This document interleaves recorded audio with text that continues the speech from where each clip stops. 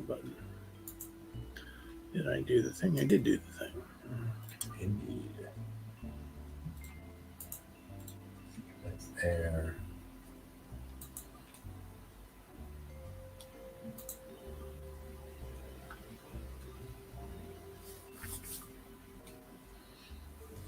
You know how they say you can't hear a picture?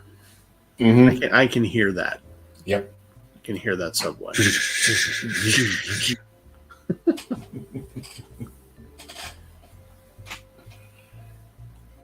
All right, let's switch it over.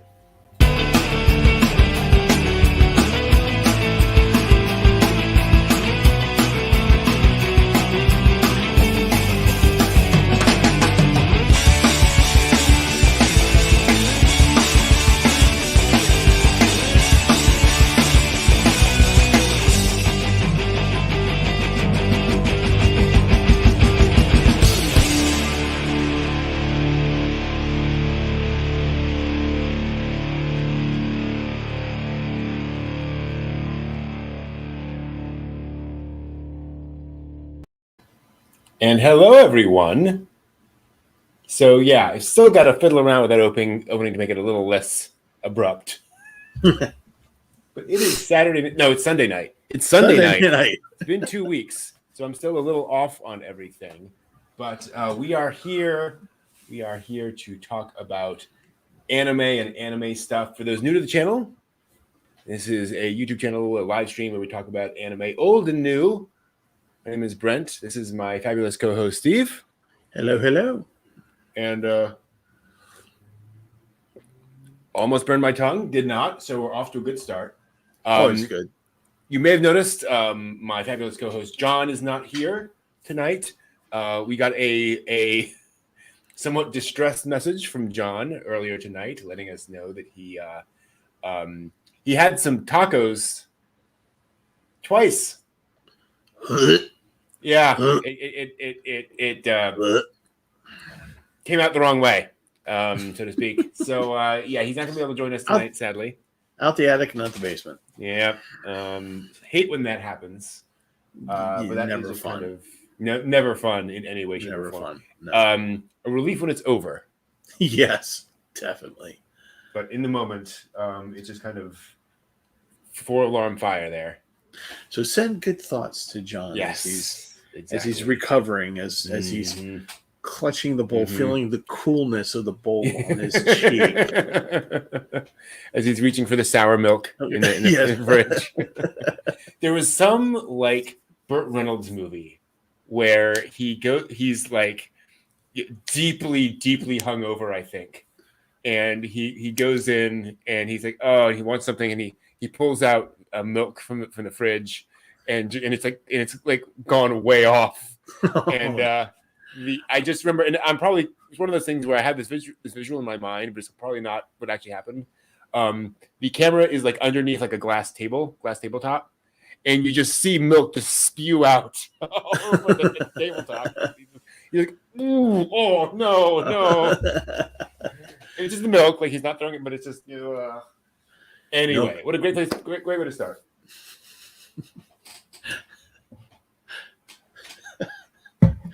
I'm sorry. It's just like everyone's tuning in going, I thought we were coming here for anime. Why are we talking about this? Speaking of which, I didn't come here for the vomit. I've certainly seen anime that makes me want to vomit, but that's not what we're going to do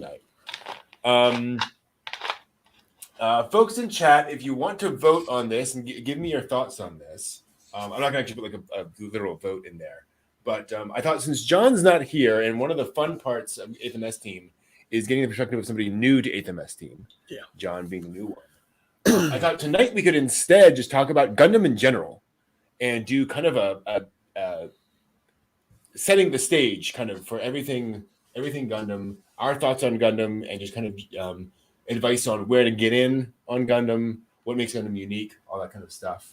So if anyone has any suggestions in chat, we will just kind of vamp for a few moments here and see who, if anyone has strong opinions on that in chat.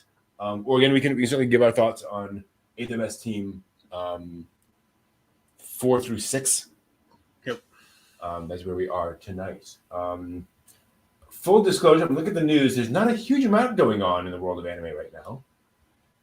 Granted, we are pretty deep in the season, so not a lot of like big announcement stuff happening at the moment. Starting to get some of those new anime announcements, but when is the next season drop? Great question. I will let you know momentarily. I think I scheduled our next.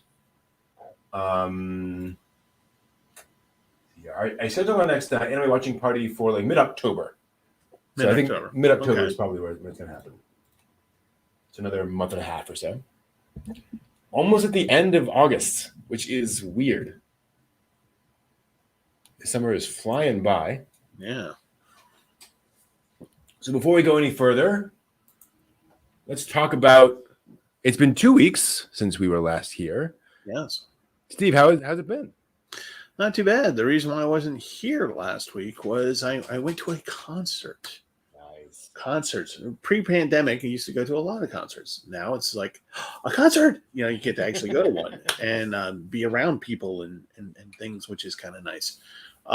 So yeah, I was down in DC at the Anthem and never been to that venue before. It's a lovely venue. And I saw two bands that I really enjoyed. The opening band is one of my all-time favorite punk bands called The Damned.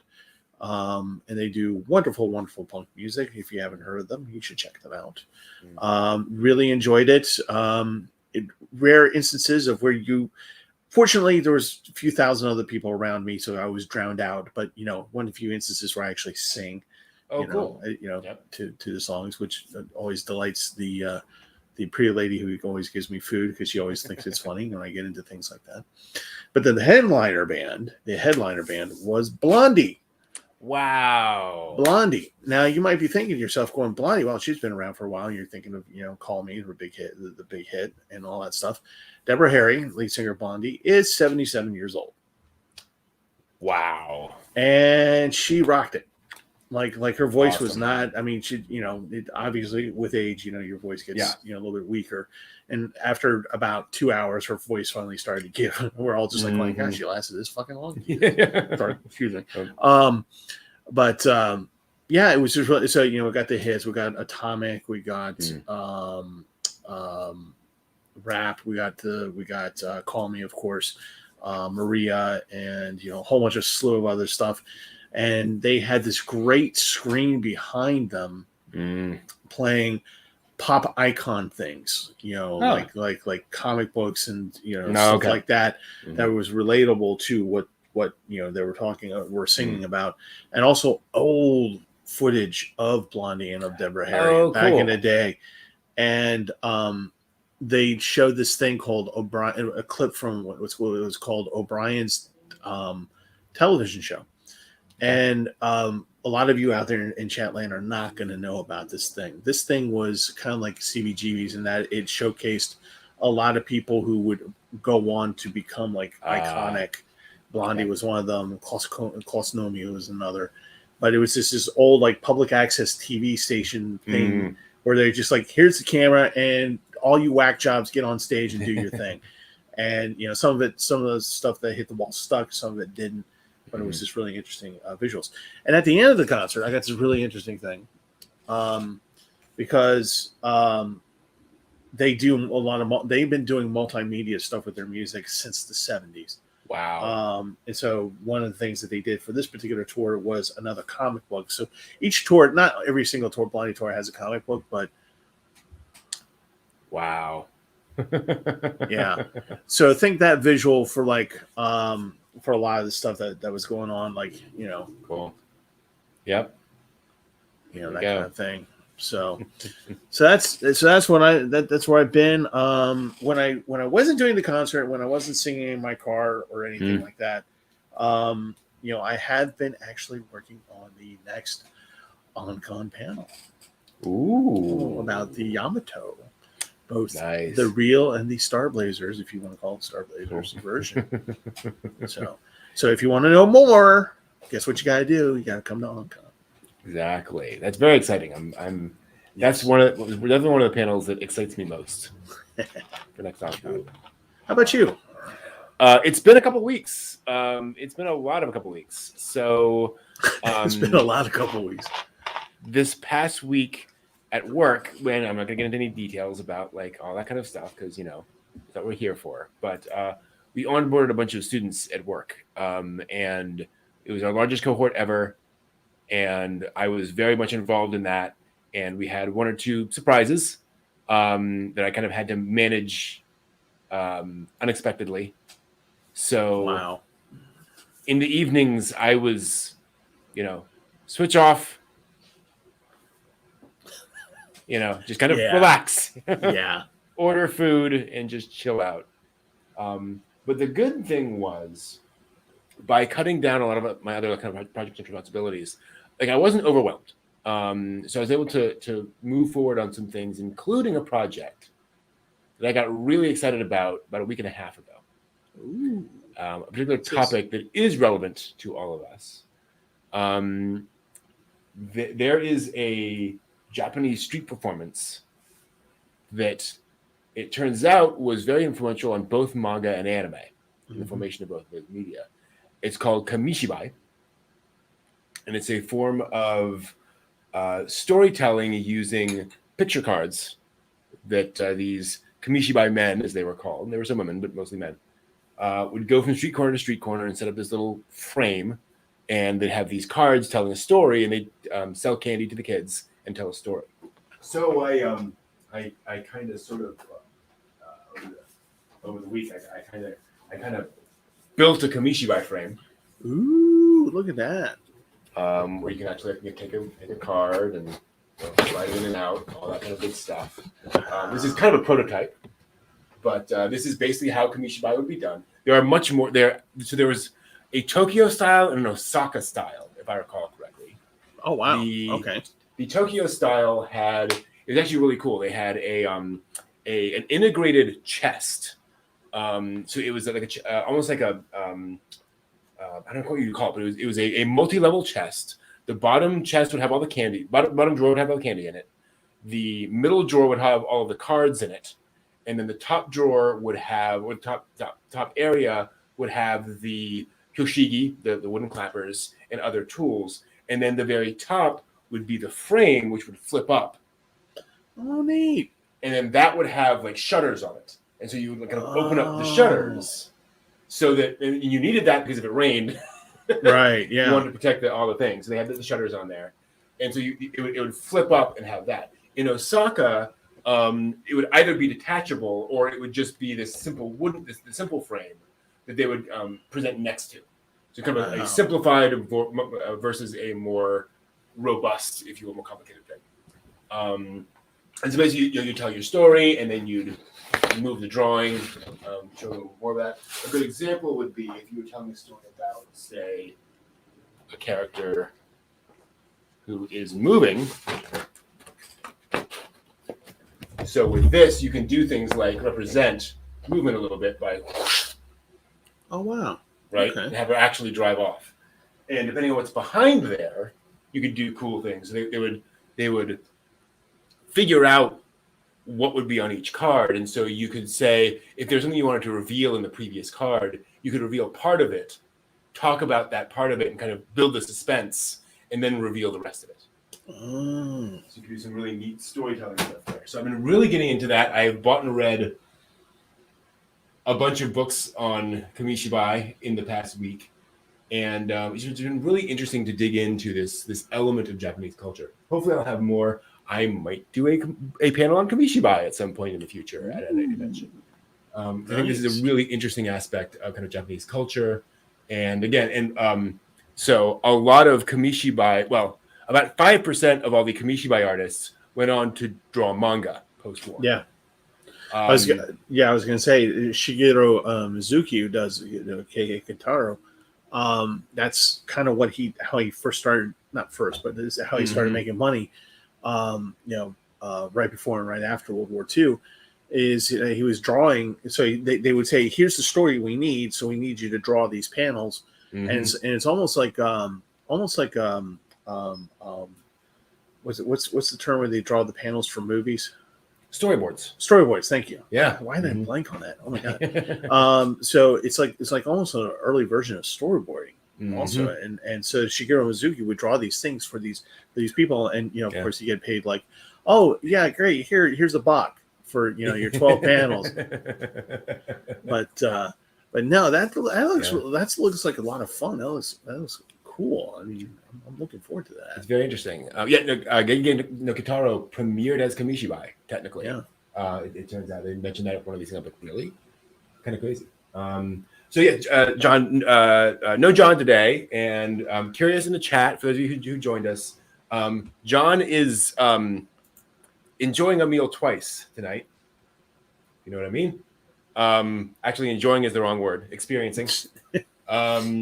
So unfortunately, he cannot make it and join us today. So we thought, depending on what you all thought, we could spend tonight talking about Gundam in general and kind of giving a whole context and history of an explanation of Gundam, and just kind of have it more of a chat, including you in chat if you all are interested, instead of doing 8th MS team. But if you all are like really like you want us to get into 8th MS team, we can do that instead. Let us know. So actually, real quick, I can show you all something about Kamishibai.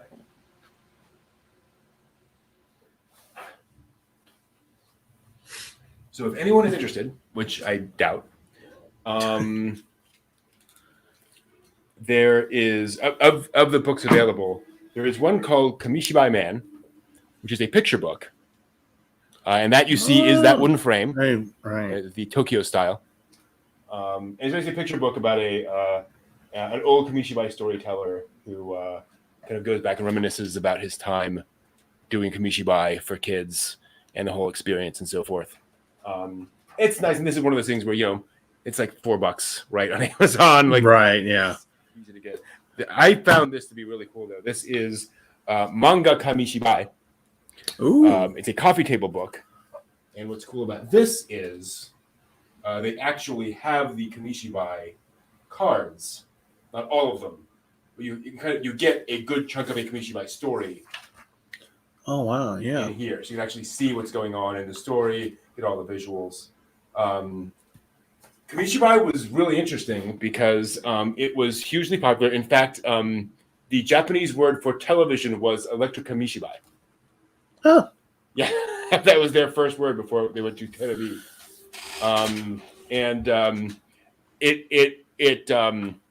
Well, by the end, you got Kamishibai like this.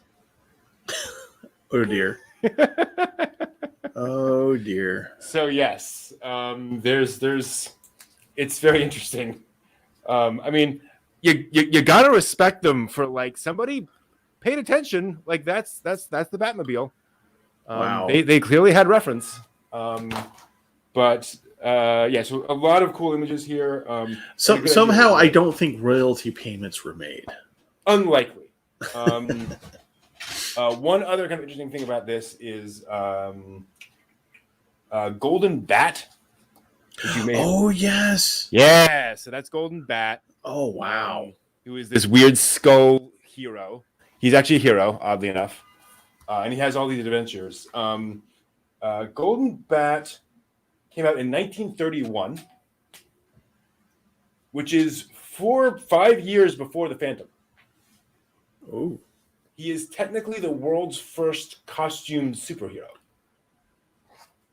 Because he has a cape, he has special powers, he runs around and does something. Also an awesome collar, but still.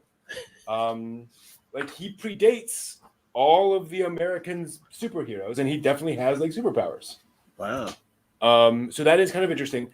Now, another connection they made is he is not the first caped and costumed hero. Do you know who that is? I do not. Who is that? Zorro. Okay, that makes sense. Actually. Yeah, exactly. Yeah. Okay. Secret identity, secret costume, runs around, does stuff, but no superpowers, obviously. Batman Sama. That's funny.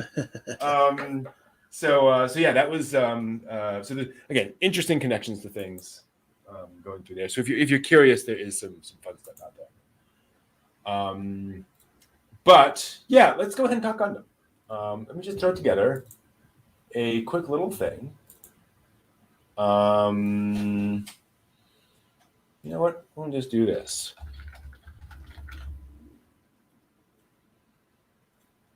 Let's talk Gundam. Let's talk Gundam. Let's see here. So, as we often address this, Steve, what's your experience with Gundam? What's your exposure to? So my very first Gundam was War in the Pocket. And Wow. And I loved, and still do, War in the Pocket. As a matter of fact, War in the Pocket is still in my top 10. So how much anime had you watched at that point? By that point, that would have been about the time that sci-fi started throwing anime up. So, because I think that's where I caught it. So by that point, it was definitely videotapes. And, sure. Okay. You know, let me get my walker and my hearing aids out and all that.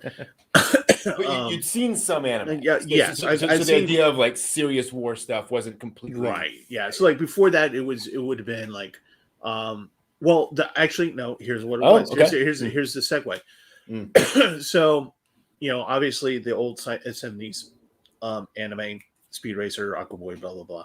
A little bit of Lupin thrown in there. Cool. And then, you know, Voltron, which we all know from the 80s, right? You know, that's the first, like, really big one in our area.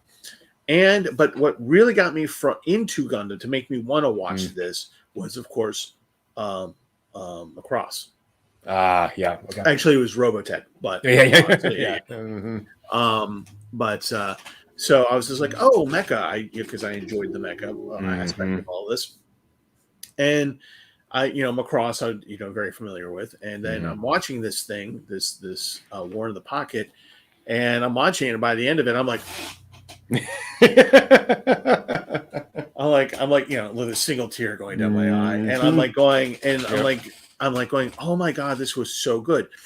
And then a couple of years later, then the real big push of Gundam came into on the cable and all that stuff.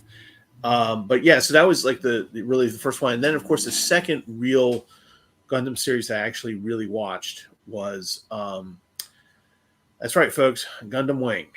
Nice. And that was when I had to go. Something's different about this show than the other. Also, let me get my notebook. Yeah. this guy, and this person, and this faction. That's right. Yeah. And then that's when I kind of learned a little bit more that there's the Universal Century, and then there's all the everything else. And this was part of the everything else. And then, of course, going into the various different things, like the really bad Gundam one, where it's like the guy had the really cheesy tagline. This hand of mine burns with an awesome power. It is telling me to defeat you. Yes, exactly. I love G Gundam, but anyway. So I suffered through that.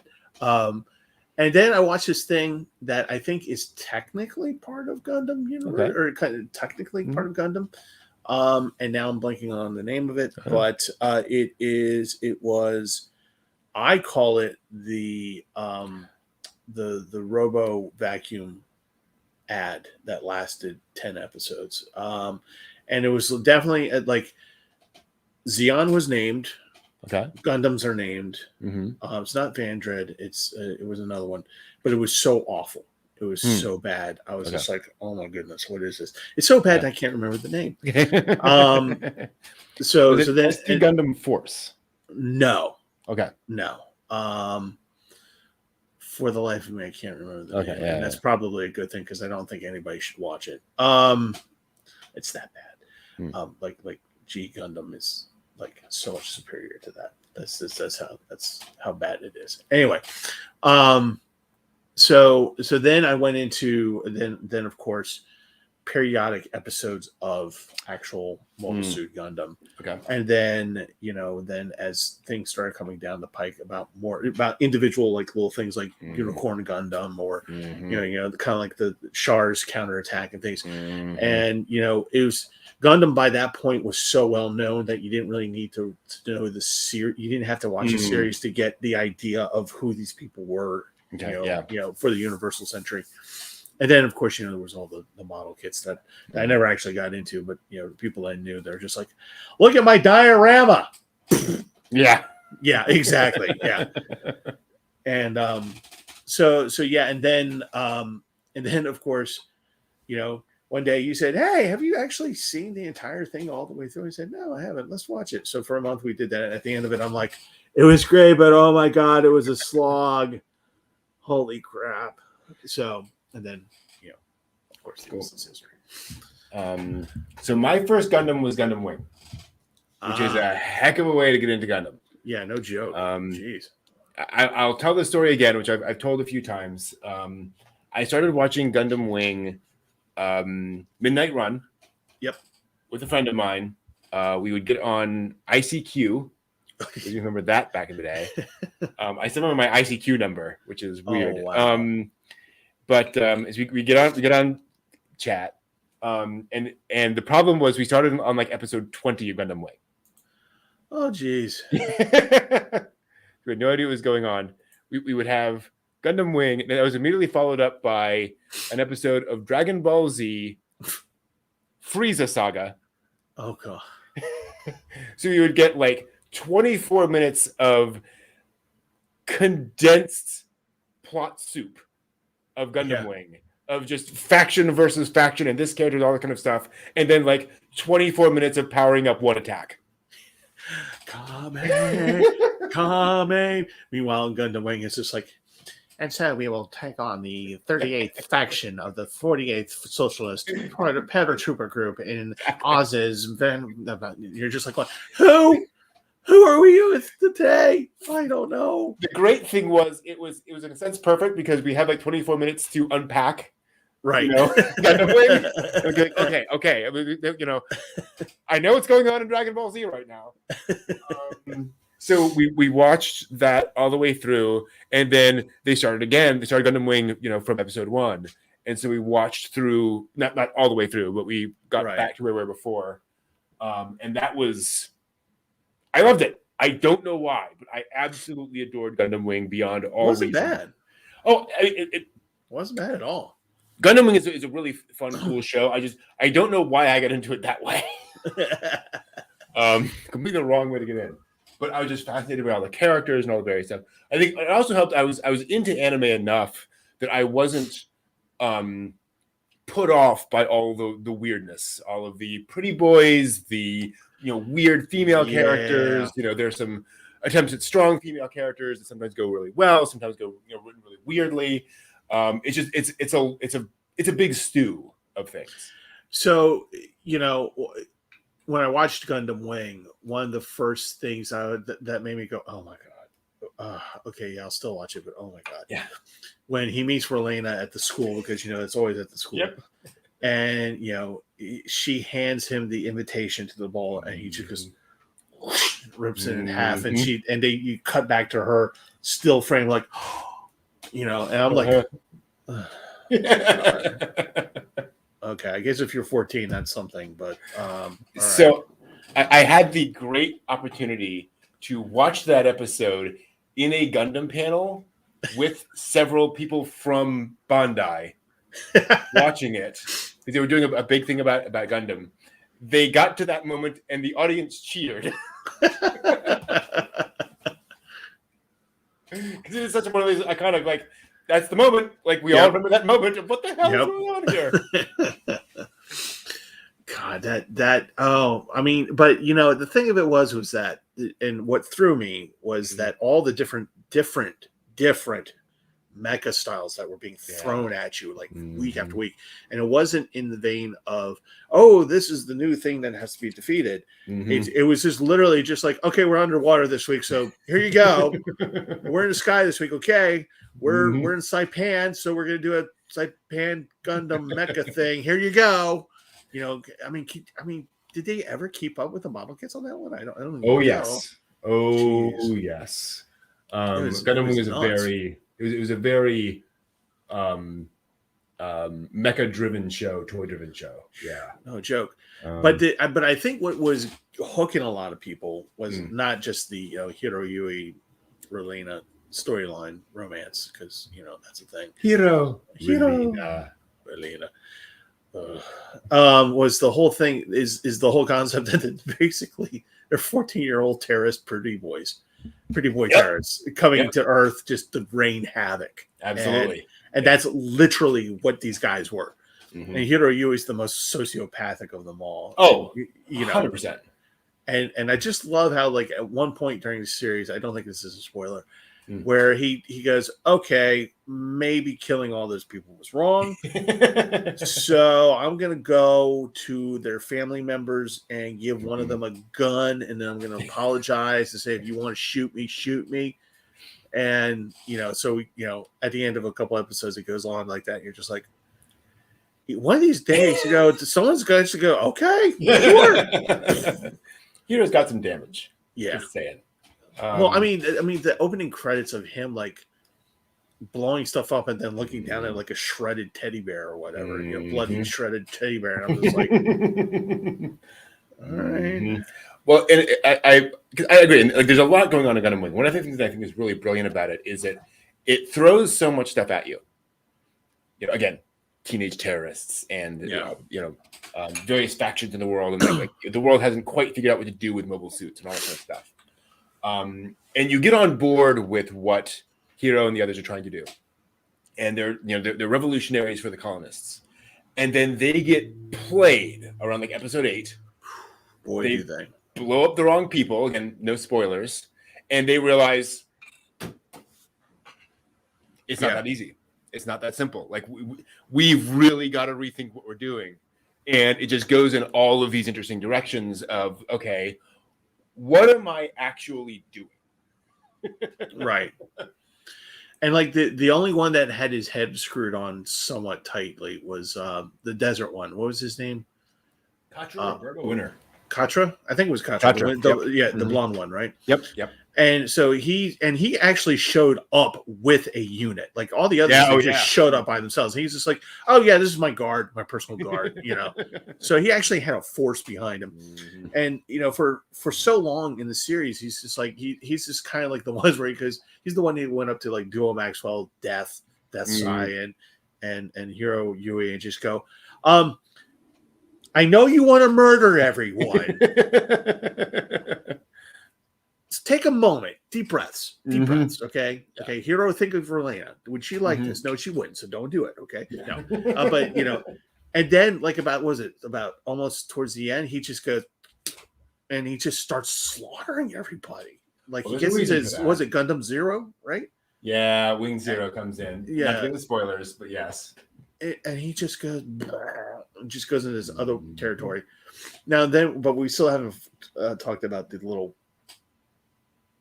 annoying pretty boy terrorist, Wu Fei. Okay. Oh yeah. Boy, can he complain. His mecha's not mecha, it's just this armor of complaints. Well, I mean, it's also his wife. Yeah. So that's one of the things I love about the show, though, too, is you get in, you're like, okay, Hero's nuts. Hero's just completely off his rocker. And then you realize what's going on with Wu Fei, and you're like, oh no. Yeah. Like there's a depth here. It goes way worse than that. Yeah. So I started with that. By the way, Katra may have issues because also of his 29 sisters. Oh yeah. There's a whole thing. But so I watched Gundam Wing, loved it, and then went back to watch other Gundam. Watched original Gundam because. So here's a fun thing. When Toonami released Gundam Wing and Gundam Wing was hugely successful, Bandai and Sunrise were like, great, cool. It is the rise of Gundam in North America. So we're going to show all the Gundam. And they require that their next thing is going to be original Mobile Suit Gundam. And so they showed Mobile Suit Gundam on Toonami, and nobody watched. Because it's from 1979, and that show does not look like a modern Gundam series. But I watched it and I enjoyed it, and I could see it for what it was. And then went back and started going through all the others. And this is back when you couldn't find a lot of Gundam. Right. So at the time, I had to watch a lot of stuff, fan subbed, torrented, that kind of stuff, just to get through it. Yeah, and that's why I only was able to get it piecemeal, because you literally will go into Sam Goody or whatever, and instead of having because you could find Dragon Ball, excuse me, Z, 1 through blah, blah, all at one time if you really wanted it. But then you like Mobile Suit Gundam, disc number 28 and episodes 13 and 18. What happened to the others in between? I don't know. Yeah, there you go. So yes, that's literally how I got it, through word of mouth and oddly enough, AMVs. Oh yeah, that makes sense. Yeah, ton of AMVs. And I think and that's what we're talking about. I think it's one of the interesting things about Gundam is I think a lot of anime fans are aware of Gundam without having ever actually seen a Gundam series. They've seen an episode here or there. They've seen an AMV. They've seen bits and pieces. They've been exposed to it. Yeah. But it's fairly uncommon for the average person to go in and watch. Right. Yeah, no, that's very true. If you were to walk into any convention and just start talking Gundam, like the Mobile Suit Gundam, and you say Amuro Ray, odds are somebody's going to go, oh yeah, the guy he's the first one to pilot the Gundam. Okay, got it. Yeah. And people would actually know that because it's such a talked about thing in these days about it, and largely due to Gundam Wing. And but can you imagine that? Well, actually, you can, because you did it where you actually saw a non-Universal Century Gundam and then went into Universal. Yeah, Century. Yeah. For me, I was kind of like a skip hopscotch kind of thing. But yeah, it's one of those things where it's just like nobody doesn't know what that is. Yeah, and that's the other thing is that I think by this point, because it used to be, especially when I first started going to cons and so forth, if you talked Gundam, people assumed you were talking about Wing. Right. They knew other Gundams existed, but that was the primary Gundam series in North America. Now I think that's over. We've had so much exposure to things that folks have, I think Amuro Ray, I think even Iron Blooded Orphans, recent stuff, I think folks, have that idea better. So Cygnus in chat is saying, his first was G Gundam, and G Gundam was really popular back in the day. That was on a heavy rotation on Toonami, and people really liked it. Partly because I think G Gundam, Gundam Wing as well, but G Gundam also fits very much the action cartoon format of Toonami. That was shonen. G Gundam was shonen. I mean, that was hardcore. It is very Dragon Ball Gundam. People make the joke, but it's basically what it was. I do love. There's a scene later on in G Gundam where they have to send a bunch of Gundams to space. And so they take a bunch of rockets, and there's literally animation of Gundams, I missed holding on to rockets as it's going up. And it just, and as the director said, this was not meant to be a hard sci-fi Gundam series. Right.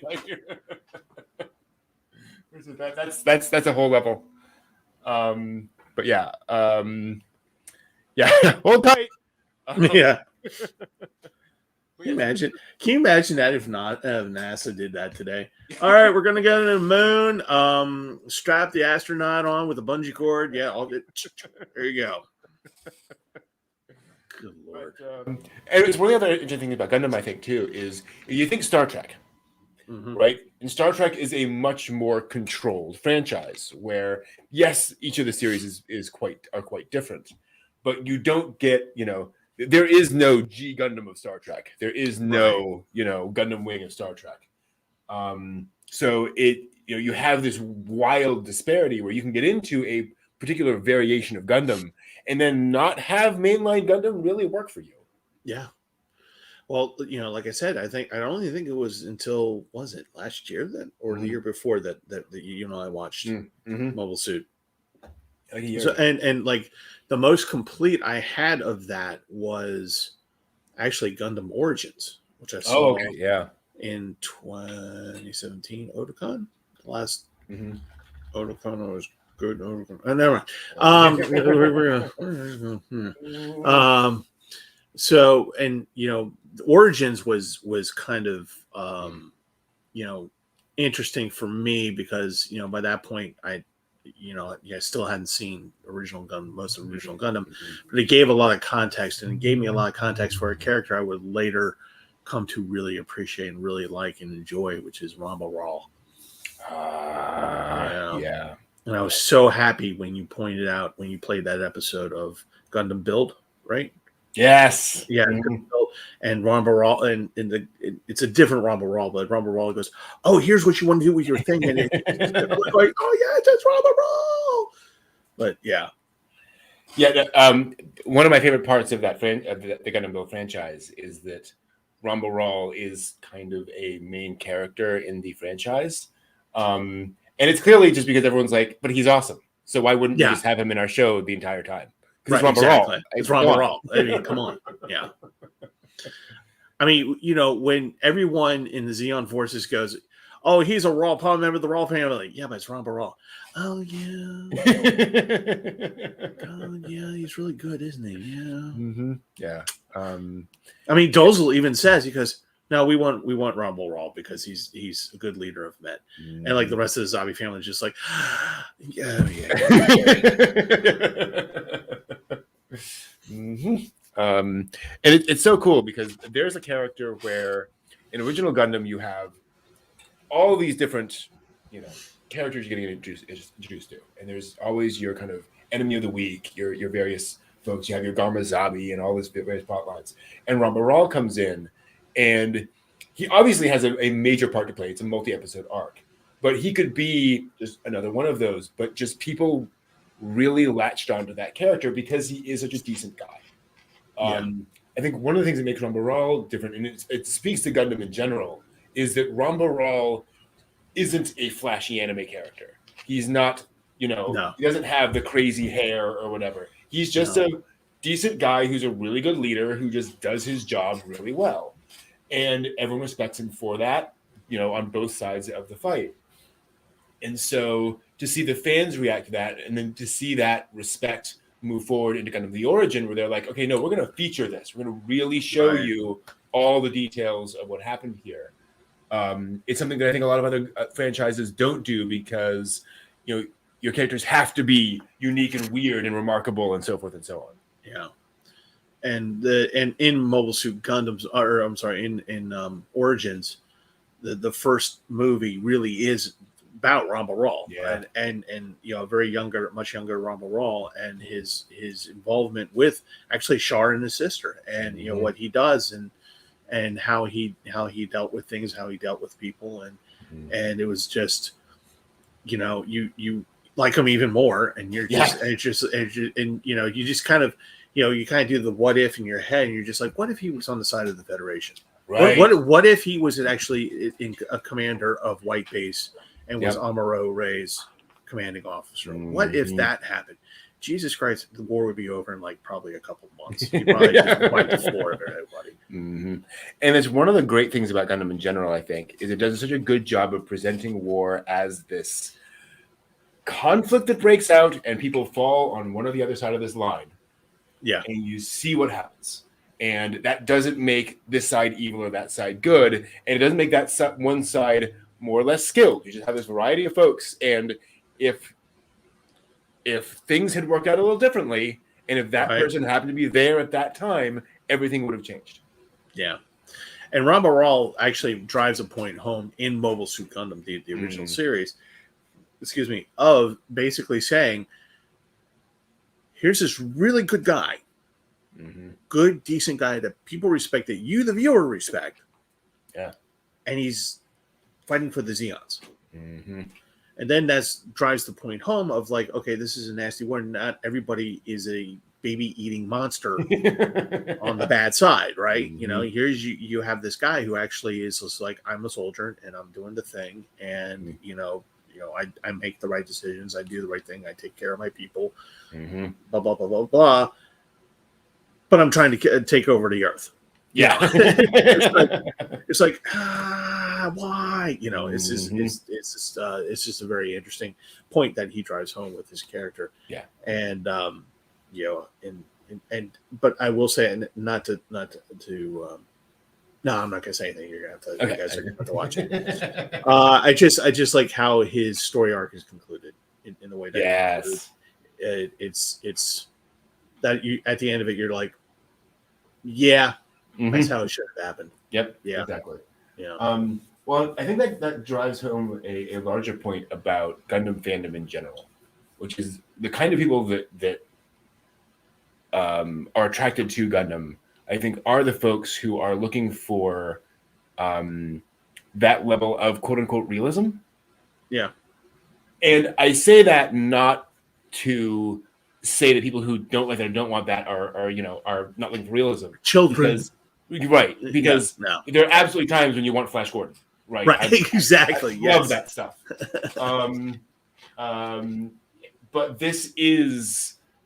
there is that kind of, again, it's we get into World War II stuff where it's like, man, if that offensive had failed, everything would have changed. And it's real people making real decisions.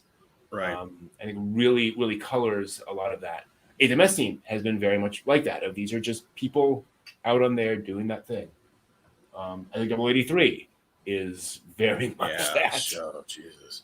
Boy. War in the Pocket. What to say about War in the Pocket? 6 episodes. 6 episodes. Caught it on Toonami or Midnight Runner or whatever it was, and it was for the time nicely animated, and and it was just, and it's oddly not mecha heavy. Oh, not at all. Absolutely. Right. There's so very little. There's actually, when you actually look at the total amount of time of mecha action versus what's going on over all 6 episodes, you're like, really? That's it? And this takes place on a side or a station.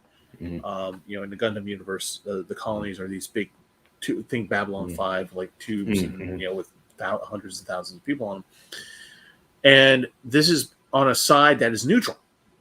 They're not taking a side, and so things are kind of going on there, a little bit of espionage, and the Zeon is trying to figure out what's going on in there.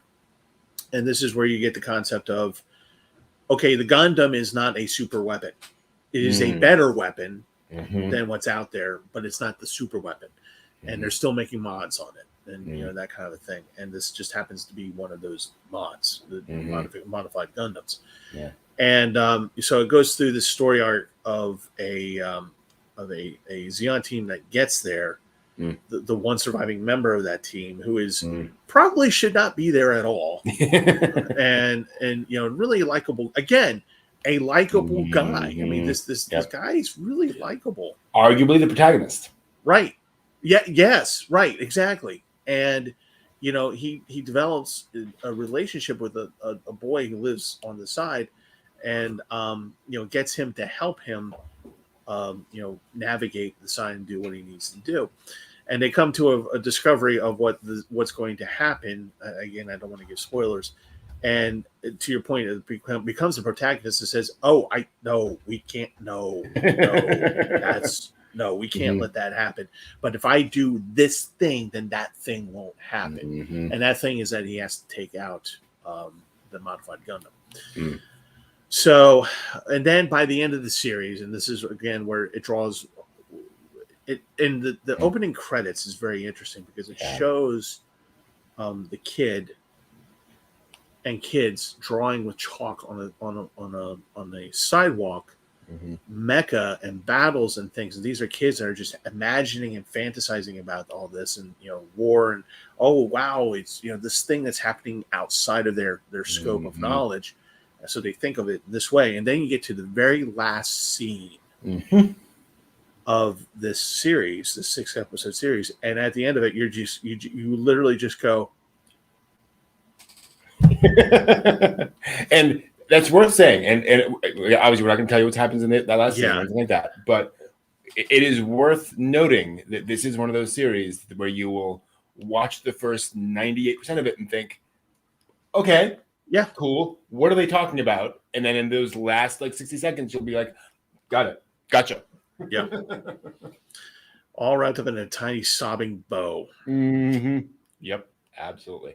But no, and that show is so interesting because it is kind of meta. You know, it is very much, and so we should address this. One of the things that I know Tomino, the creator, has been very kind of frustrated by is the fact that Gundam is an anti-war story. And not just like thematically. Like he said, no, we were complaining about World War II. Like we were talking about issues that we really were concerned about as Japanese people. We were discussing things with this show. And we wanted to show how terrible war was. And the fandom reacted by saying, that's really cool. Show us more. Yeah.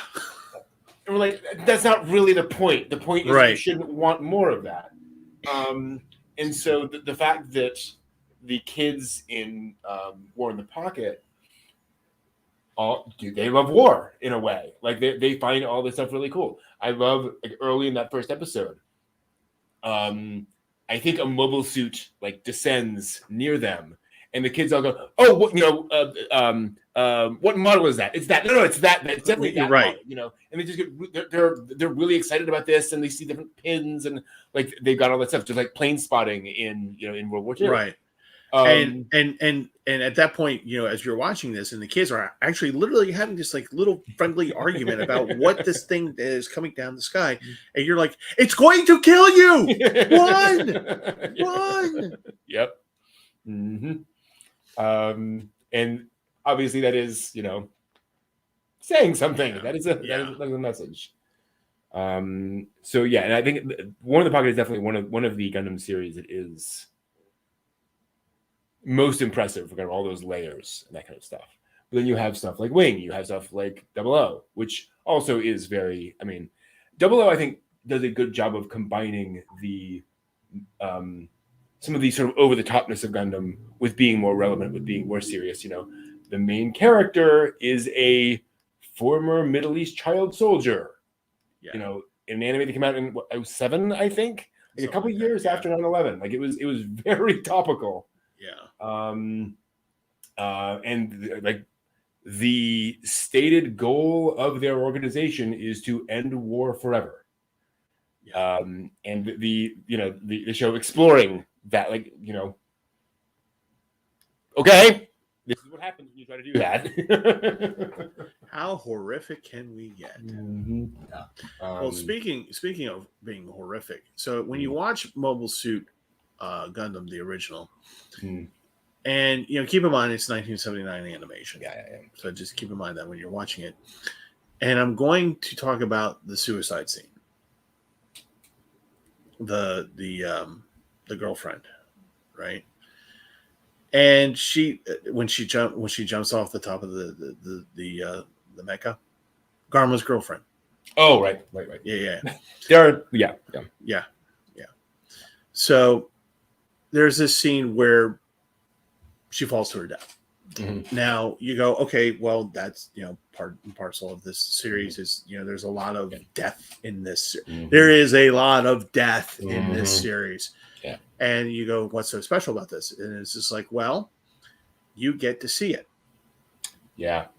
Like it's crudely drawn, but you see it. Yeah. And it her head absolutely impacts the ground. Yep. And I remember watching that with you, just going, okay, she's dead. Okay, no, wait, I don't need to see. Wait, all the way. Oh, we're watching the ground stopper. Okay, great. Wow. Yep. Wow. So the original series is meant to be like you're saying, Tomo. No, this is supposed to be horrific. This is supposed to be bad and messy and awful and whatever. And we're doing it. And meanwhile, one of the Amara Ray who is watching this is someone who is quite possibly on the spectrum. and there's a lot of things he's not getting. And of course, and here's the odd part about all this Gundam series is that so many of these people, so many of the heroes are children, child soldiers, and think about that for a moment. For these series, where you're just like, the war has gone on so badly for everybody that they're bringing in kids because they don't really have a choice. Yeah. Yep. I mean, that's something like I actually wanted to talk about MSO8 tonight. On episode 6 was just like when you realize like how young everybody is. Yeah. Or at least one of the characters is. And you're just like, oh. Oh. Yeah. And in fairness, like, to be clear, like in a lot of Gundam series, the pilot kind of accidentally, ends up in the Gundam.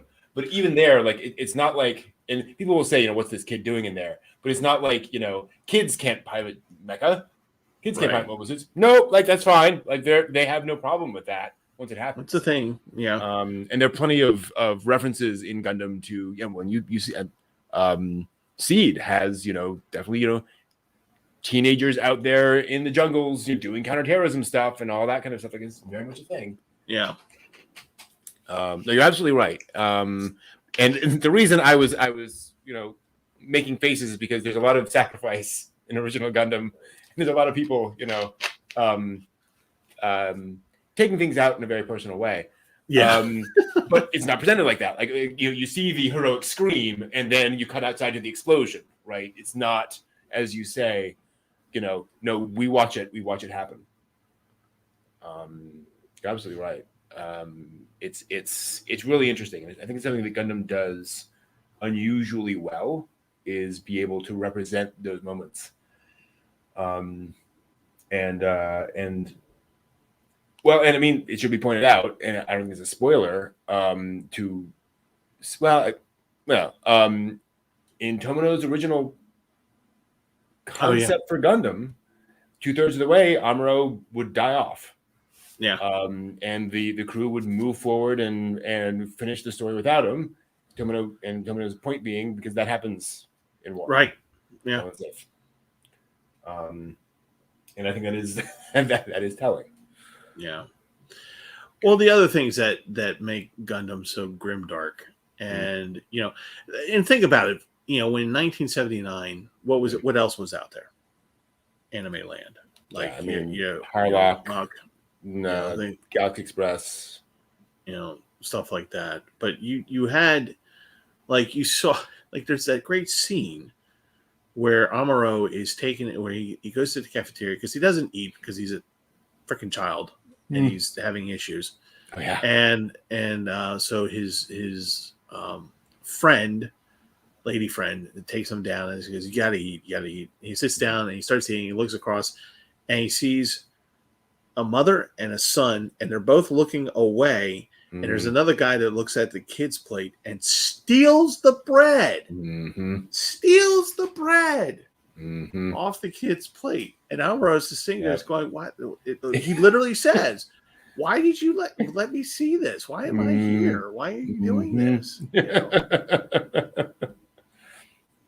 But it's just it's just those things where it's just like, we want to present to you war is hell. So here's this 2x4, and we're going to immediately smack you in the face with it for 40 plus episodes until by the end of it, you're going to be like, fine, no war, no war.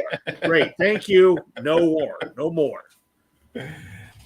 And one of the reasons I think for Gundam's longevity is because you get to see so many different angles on that. Yeah. You have kind of the Grimdark original Gundam. You have the tonal shift of Double Zeta Gundam, for example, which is overall lighter in tone, but has very dark moments and some darker themes and sacrifice and other things going on in there. But where Tomino was like, okay, now I know it doesn't have to feel dark all the time to still have that storyline going through. Then you have Gundam Wing, where you have which is just completely different. But is also without getting some very nice characters do some very terrible things in Gundam Wing, and you just feel really terrible about it because that's a thing that can happen. And wouldn't it have been more horrible if they, at the end of it, decide we're going to give up warfare and we're going to become a boy band. Should have happened, but didn't.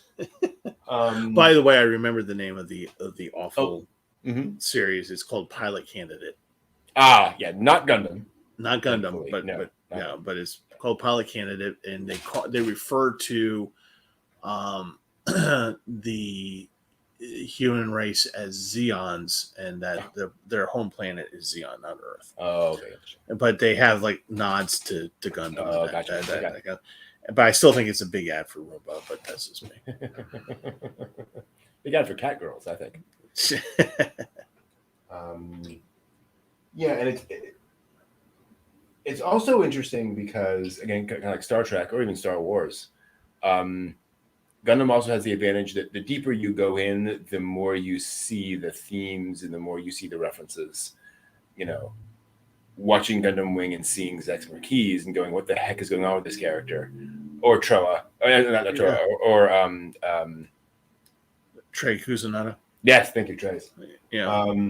And then going back and watching Char and going, right. Got it. It's that trope. Yeah. But then seeing, again, 00, you have the Char clone there, who's a very different take on that. And he's just more of just a really good pilot who goes off and then ends up, and this is not a spoiler, but ends up like saying, okay, no, I'm focusing on this thing I'm doing and be really good at that and do that. And so he's not the big political leader in the same way that Char is. Right. And you have something Gundam Unicorn, right, which is very much exploring what does Char Aznable mean as a symbol. Right. You know, can you have somebody who feels, and so for those not familiar, you know, Char is this, Char has this vendetta.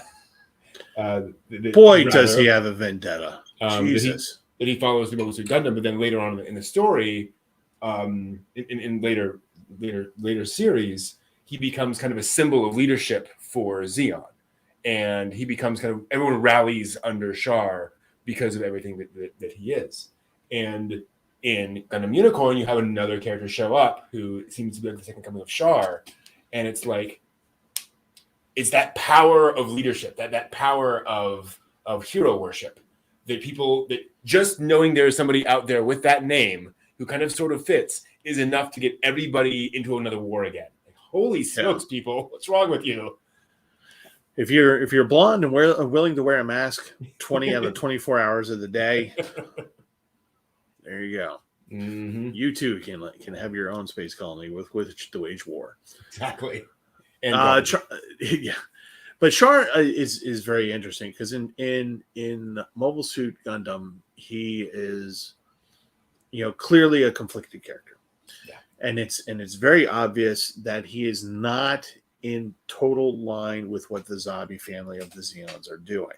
Definitely. So, you know, he's definitely not, you know, you get right off the bat, it's not a spoiler or anything, that he has no love for the Zabis. No. And it becomes more and more and more evident as the series goes on, by the way. Yeah. Well, actually, you say that, but then his relationship with Garma. Yeah. Well, So you have this guy, and you know you're trying to piece together what he is doing. Why is he wearing the mask? You know, what does this thing mean? He's a really good pilot, and then you come on to understand his leadership skills and also his manipulation skills. And you know, you're just like as I was watching it with you, you're just like, okay, watch what he does with this. And I'm like going, oh my God, he just manipulated an entire battalion of people. Jesus. All he had to do was say one sentence and then suddenly 500,000 people just died. Holy crap. He's really good. He's really good at it. And so then when you watch Gundam Origins, you get more of that story of him. And I don't want to say too much because there's that connection with another character that I don't want to talk about. that you should watch in the series, Mobile Suit Gundam. But you see more of the vendetta. You see how big his vendetta is. Like the thing is just freaking huge, and he is a child when he kills his first person. Yeah. And the way he does it, and the way that he is capably able to do it, and he understands that he's capable of doing it, and he's very capable of the skills involved. And then, his evolution, again with his relationship with Garma, where he at the very beginning, at the outset of it all, he's just like, "This is how I'm going to play it. I'm going to be this guy's friend. I'm going to get this guy into the thing, and he just plays everybody." And you learn where the mask comes from, and it's kind of an honest to God dippy reason, but yeah, it's literally a sports mask. It was silly in original Gundam. They found a way to make it marginally less silly in Gundam the Origins, right? Yeah, it's like, oh my, really? Okay. Yeah. But you get an idea of like how deep seated this thing that he wanted to do, and you realize that he makes mistakes. Yep. And his first attempt to bring everything down, because that's his goal, did not work. But it set the stage for his next phase, which he was able to do. Imagine everything happening just because you're pissed. Yep. An entire war that almost killed off humanity was because one kid got pissed. Yep. Fortunately, that doesn't happen in real life. What's fascinating is that Char is not a sociopath. Right. Like a lot of other media would treat this as like he's this serial killer, insane guy. But no, he's like, no, this thing happened, and it has to be made right. And what's even crazier is he's kind of right. Yeah, he's not. That's the other part of it. Is that at the end of it, you're just like going, okay, humanity almost died, but I can't be angry at him. Oh. Yeah. It's just really fascinating. And again, like he's one of the things I love about Char is, and this comes up really well. There's a scene in Char's counterattack where he's on a basically a subway on a colony discussing something with other people. And they finish the conversation, and a flower gets passed up to him, and he takes it, and he looks, and he takes it, and he turns, and there is an old woman on the other side of the subway car who is selling flowers, and she's like a flower seller. She's going from one place to another, and she smiles beatifically back at them, and she says, "Sig Zeon," and everyone in the car starts going, "Sig Zeon, Sig Zeon," and the entire crowd fills up this because they realize Char is on the other side of this. And, the final shot is that kind of going away as Sig Zeon goes over. And you realize that's the problem, right? That's right. Gosh, Yeah. Just everyone's just obsessed with this. And it's so fascinating because Char realizes this and knows there's kind of nothing he can do about it. Right. And there's just there's this hero worship going on, and his kind of place in history is unavoidable. And so he does something about it, Yeah. And we should also mention Sig Zeon for those who don't know. Oh, yes. Yeah. So Mobile Suit Gundam was very much, as has been pointed out, an allegory of basically World War II and the bad mistakes that were made. Yeah. And, in this conflict. And the Zeons are, interestingly have Prussian style or Austrian style World War I uniforms, but the politics are very much Third Reich. And they make very good. The Zabi family, which are the bad guys, make very good use of deaths of members of their family. And one of them, it gets a really nice speech. And Giran Zabi, who's basically the leader, for all intents and purposes, leader of Zeon, he ends the speech and for the first time you hear Zixion, and you know what that is. That's Yeah. right. And Seagal, and it's just this chilling moment. Yeah. Where here you have this series that's talking about, okay, it's grimdark, but it's anime, and and things happen, it's cartoon and blah blah blah blah, Zixion, and you have this visceral reaction, just like this is a cartoon, what's going on? Well, and to be clear, like I don't know, 10 episodes later or so, the leader of the zombie family is like, you do realize you're evoking Hitler, right? Like you know this, and he's like, and Garen is his reaction is more or less, the guy has some interesting ideas. Well, and the leader of zombies like, it did not end well for him. Like, no. You're insane. Well, the conversation starts with, because what Garen wants to do is like kind of the beginning of the war, where they show, in the beginning of each episode, a side being dropped on Earth, on Australia. Yeah, and an entire space colony. Entire space colony as a weapon. They evacuated the colony and sent the colony to try to force Earth into surrendering, whatever. And so Garen wants to do it again because the war is starting to not go well for the Zeons at this point.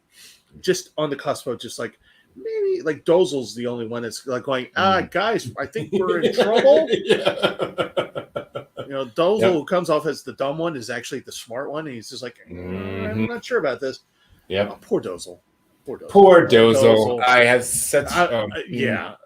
Anyway, so Garen wants to drop another colony on Earth again, and he goes, and as he's talking about it, and he's talking about evacuating another colony to do this, and he goes, and just in case we have, he tells his father, the leader of the zombie family, he goes, and I have this list of people who should get off first as opposed to last, and these people we don't really care about. If they happen to stay on the thing, then whatever, we don't care. At that point, the father is just like, who looks evil as hell. This guy is like, you take one look at his character design, you're like, oh yeah, evil. And he goes,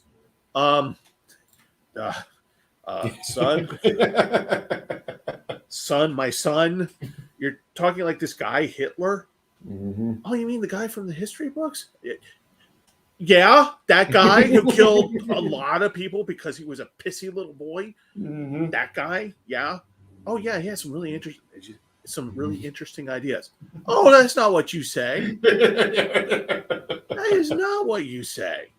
So they go into this conversation about Hitler, a very short conversation. Garen turns around, walks away, and the zombie family, head of the zombie family, sits there and goes, and Hitler lost the war. And that's the point he was trying to make to his son the entire time. Is this is like, it's not going to, what you want to do because you're basing it on this guy is not going to work because that guy lost. And what's so fascinating about it is Zeon is visually presented as, and as you say, kind of politically structured or politically aware the way the Third Reich was. Right. But they are also in many ways very much like Japan in World War II, of having this monarch on the throne that's not really involved in anything, extremely involved generals who are kind of running everything, regardless of what the emperor says, right? He's kind of this figurehead. Zeon is this small nation seeking economic independence from this massive power, technologically advanced power, which is very much how Japan represented itself in World War II. And so it's again, I think it's one of the reasons that makes Gundam so enduring is because they didn't just, tear a page out of the history book and say, this is what we're duplicating. They said, we're going to make it complicated. Like, we're going to make this a lot of things going on. Because again, we don't want a cartoonish villain. Not that Hitler is cartoonish, but there's so many things that can make this simple. Let's go deeper. Yeah.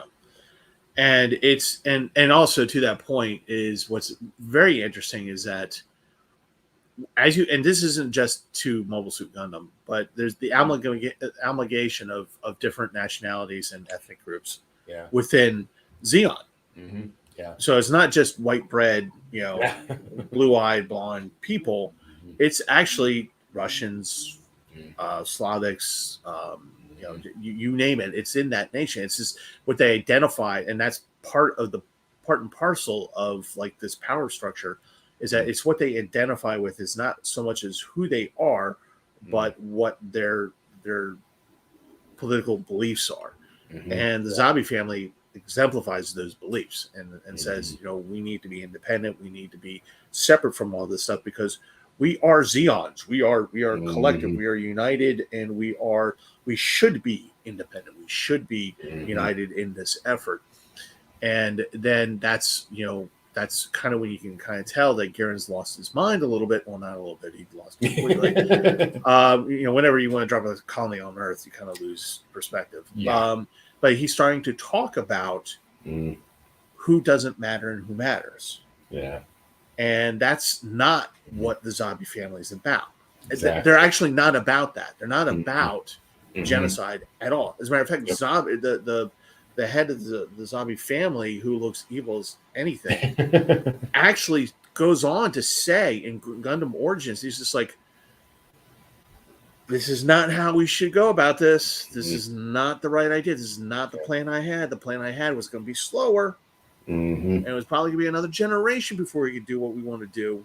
But it would have gotten there. But, these things, but because of what, again, Char was able to do with Garma, kind of precipitated everything. Yep. We say poor Dozel. Poor Dozel. Poor Dozel. Poor Dozel. Again, to your point of creating a character who's one of the bad guys, and by the end you're like, no, please, just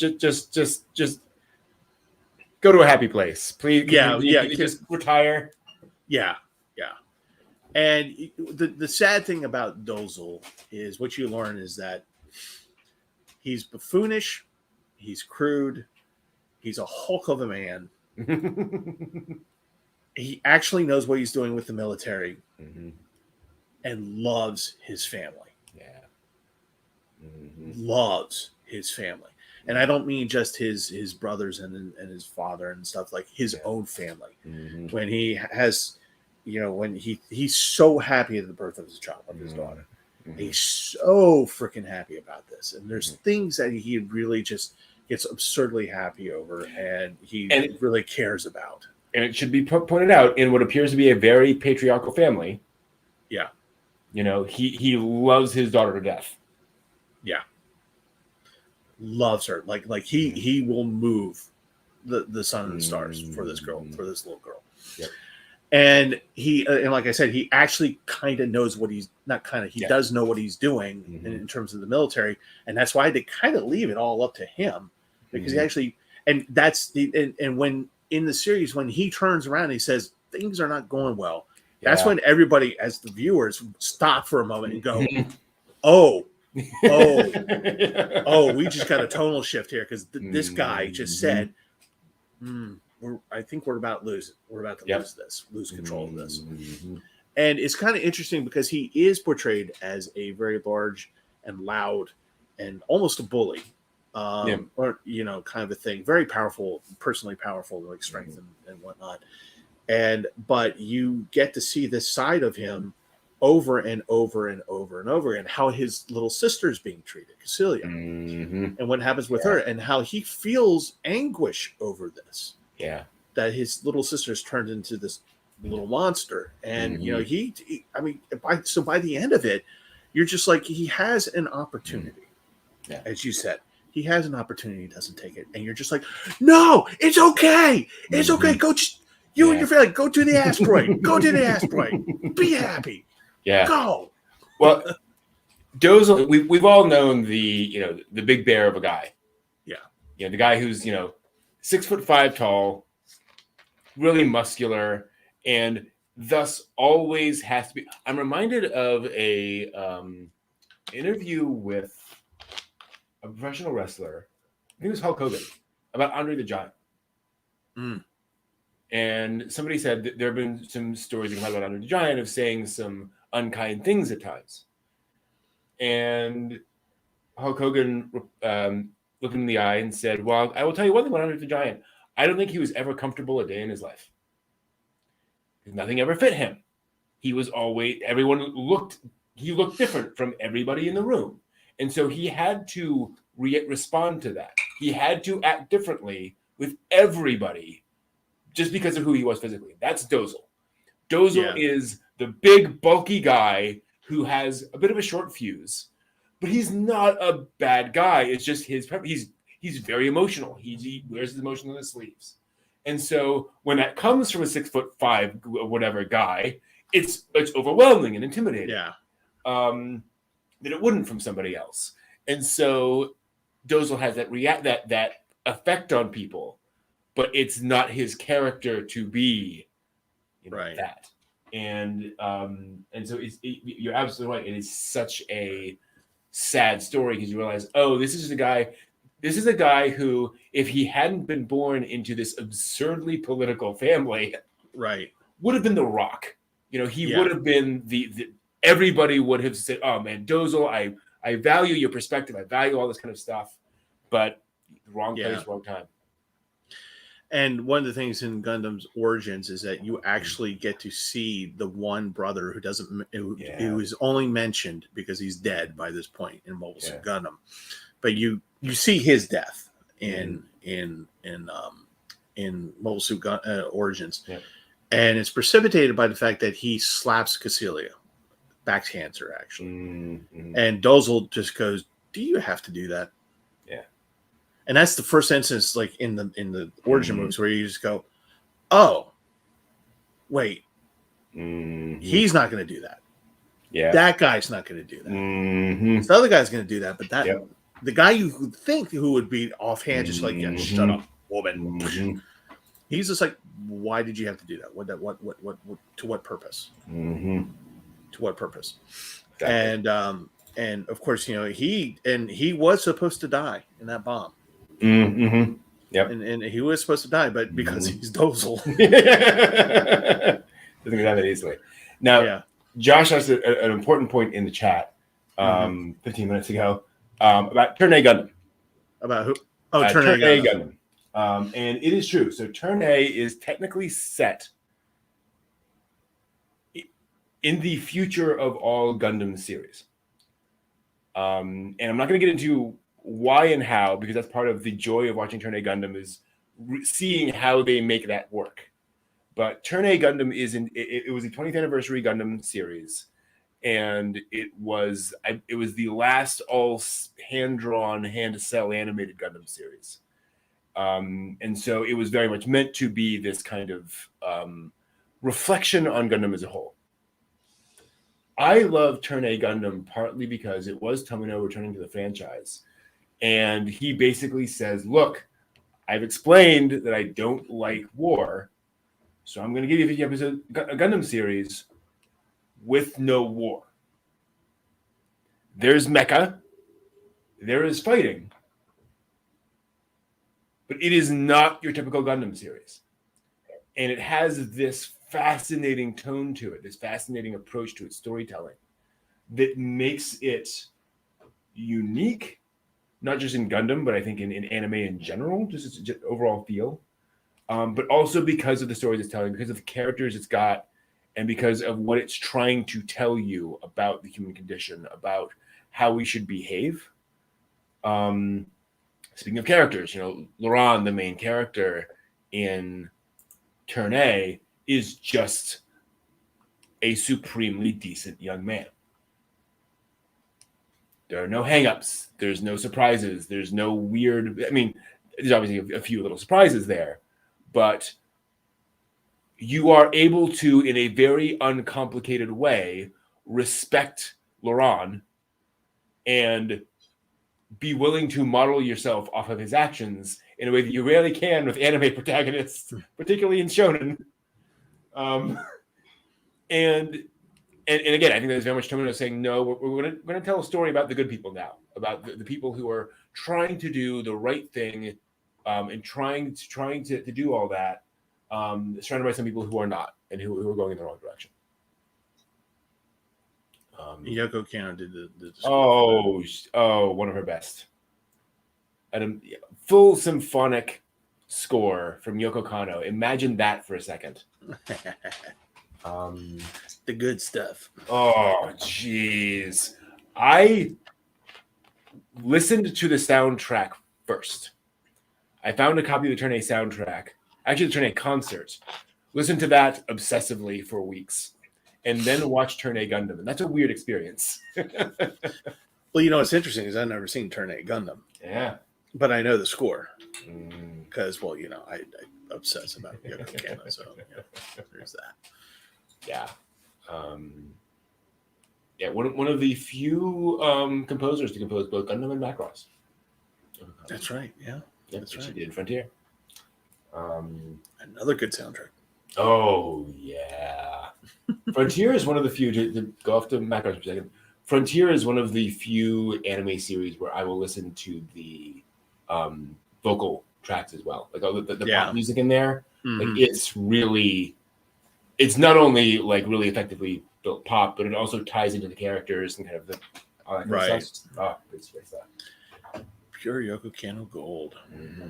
Turn A is also interesting because it allowed Kanno to be a little more experimental. If you listen to some of Kanno's like just albums, like, right? Not anime stuff, but just music she comes out with. She does some really weird experimental stuff, and you get some of that in Turn A. The stuff with the coming of age ceremony, all the chanting and some vocalization kind of stuff in there. There's some really neat stuff in that soundtrack. Yeah. In general, I'm actually a fan of a lot of Gundam soundtracks. Gundam generally has some really good music. That's actually true. That I think Gundam has gotten to that point. The Gundam has the larger picture. Yeah. The attitude of it's almost like Cowboy Bebop. It's like, well, if we're gonna do another Cowboy Bebop, whether it's live action, a movie, or whatever, soundtrack's got to slap. Yep, it's got to slap. And Gundam's got I think is at that point where it's just like it may not be iconic, but when you hear it, you're just like, okay, this feels Gundam. This feels what it should be like. And generally speaking, they do a very good job of throwing it out there. And being a music file myself, it's kind of interesting because you can almost tell what's Universal Century and what's not without having to look at the name. Yep. Yeah. Which is now, what was it? How does it work between Universal Century and all the rest? Oh, right. So yeah. I forgot about that. How exactly that works. So original Gundam is set in the Universal Century timeline. UC0079. And as time went on with more of those Gundam series, through Victory Gundam on TV and then Char's Counterattack, F91 and such, the franchise was considered to be a little bit... Give me 1 second. Hold on.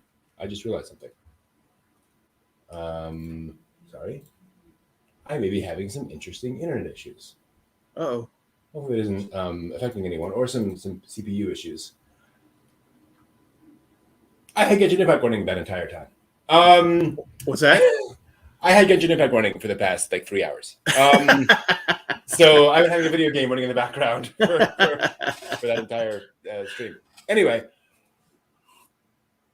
it became very difficult to tell more stories in the Universal Century timeline in that universe without jumping forward decades, because you just can't have a military-industrial complex reboot every 5 years. Right. So UC started to feel a little crowded. Sunrise, the studio that made Gundam, then got bought out by Bandai, the toy company that sold the Gundam toys. And Bandai decided, and I'm paraphrasing, they said, we think the solution here is to come up with new timelines, new stories that are still Gundam, but that aren't set with Zeon and Amuro and all that kind of stuff. So we can kind of reboot the whole thing, but we can still make things set in that timeline. So what they decided to do in the mid '90s is they commissioned 3 new Gundam anime series in 3 completely different timelines for the TV, while also commissioning OVAs set in the original timeline. And those were G Gundam, Gundam Wing, and Gundam X. After Gundam X. I'm sorry. New Mobile Fighter G Gundam, New Mobile Report Gundam Wing, and After War Gundam X have to be correct. And so you had those 3. Obviously, G Gundam found its audience. Gundam X did not find its audience, which is a shame. Love Gundam X. And Wing was real popular. Just a little bit. Just a little bit. Real well. So that was the thing. So they realized, okay, that's kind of the template. We will occasionally do a new Gundam TV series with whole new characters, whole new timeline, but there will still be mecha, mobile suits, Gundams, some concept of a, mobile suits are the mecha, the Gundam is the super advanced mecha, all those kinds of things, some kind of war in space. But we can kind of reinvent that, but we will do OVAs and movies and miniseries and such set in the Universal Century timeline to kind of keep that fandom, those touch bases with it. Now things have gotten even more complex because we have the Gundam Build Fighters and the Gundam Build sub-franchise, which is set in a version of the real world in which Gundam is a franchise and they play with toys from Gundam. Right. So they are all interacting with basically a video game, toy-based video game using Gundam characters. So that's its own kind of weird element of it. So it's kind very of parody, meta. Very meta, kind of a parody, kind of a reference, kind of a in-universe joke, while also telling its own storyline. John in chat says he recently watched Gundam Hathaway. Interesting, you watched that. Went into the history. That's cool. Yeah, I need to watch that too. So Hathaway was a Hathaway Flash. I think it was the original novels that I think Tomino wrote that told this side story that was kind of legendary for a long time, considered one of the great Gundam stories. Recently got animated, so it's really great to see that come to animation and do that because it ties up some things around some of the storylines around some of the characters. Gotcha. Including Bright. Oh, yes. Hathaway is Bright's son. His Hathaway Bright is the character. Yeah. Gotcha. So yeah, that's a whole thing. And again, layers, man. There's so many different things that kind of and that character shows up here, and Dozel's daughter becomes a thing. So yeah. Oh, okay. Mm-hmm. What was the one? What was the manga? The manga? I think it became a short OVA. The one that I read in your place, Thunderbolt? Thunderbolt. Thank you. Thunderbolt. Yeah. Mm-hmm. Yeah, that was a big one.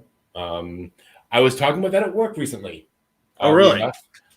We brought in this new cadre of students, and we had a icebreaker event basically. And so I was in a chat room just talking with folks about things. Anime came up, and Thunderbolt came up, and somebody said, "I watched this thing," and I was like, "Okay, I have to explain." Here's my experience, but I came to hang on. Here's the flow chart. Exactly. So I don't think I overwhelmed them. Hopefully, try to turn them to anti-fans. John, beware of tempting me to talk about Genshin Impact. What's that? John in chat is saying next time talk about Genshin Impact. Oh boy. We'll be here the rest of the week. Oh god. Oh god. It would be the stream that never ends. Yeah, it would be. Especially if John were here. Show. Well, we talked about for a good hour and a half before we went out on stream. Mm-hmm. Yeah. About so. Anyway, see how easy it is to switch. Exactly. Yes, absolutely. So that's Gundam. Again, we'll coming back to talk more about Itma's theme later. Yes. But we can tie that off there. That's actually an interesting question, though. So, John in chat and chat in general, I would love to talk about Genshin Impact. I'd love to talk about that. How how do you want us to talk about that and format that? Because trust me, we can just go from thing to thing to thing to thing very easily. Mm-hmm. Yeah. What do you all want to know Yeah. about this anime video game that we love? Because I can definitely find a way of coming into that and going into it. Because the nice thing is, go ahead. No, I was just going to say it is am not a gamer at all, and this is the thing that made me buy a new laptop so I can actually play the damn thing, because I tried playing it on the other laptop and the other laptop just said veto, no. And one of the great things about Genshin Impact is that it is freely streamable, so we can show you anything you want to know about this game. Yes, and it's a game that is very analyzable. Like, we can go into detail about storytelling, about how to get across things, how to do stuff. The writing in Genshin Impact is really interesting because a lot of times, like, the individual dialogue is kind of meh, right? But then it comes together in these really amazing ways. Or Tenchi Muyo. Yeah, we can also talk about all the Tenchi Muyo timelines. That is also a thing that we can. Yeah, get the flow chart. God, I love it, but dear Lord, it is a thing. Absolutely. It is a thing. It's actually a great idea. I would not mind doing Tenchi Muyo. Yeah. Yes. When's the last time anybody did a Tenchi Muyo panel? Man, forever. That is a dead franchise, my friend. Yeah. Sadly. We need to bring it back. We do. What would be your go-to introductory Tenchi Muyo anime? What would you have somebody watch to turn them into a Tenchi Muyo fan if they've never seen Tenchi Muyo before? I would actually have them watch not the OVA, the other one. The 42. There are a lot of other ones. Yeah, sorry, the 42 episode one. That's Kione. Yeah, Tenchi Muyo Universe. Simply because it has some additional characters in there, and then once you finish that, then watch the OVA, the original OVA, because the original OVA is very packed. Yes, very packed, and it's only what? How many episodes? 6. 6, yeah. But it doesn't feel like it. Ooh, it doesn't feel like it at all.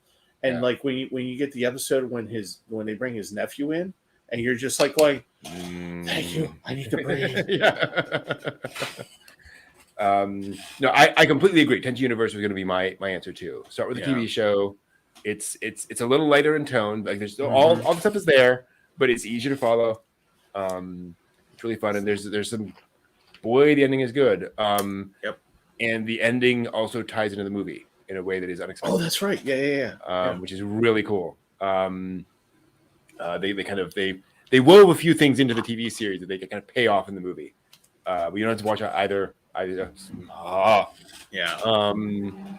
See how easy. So, folks, I know. See how easy it is to get us going. Franchise. That would be an interesting panel, right, in and of itself. Franchises you may have missed.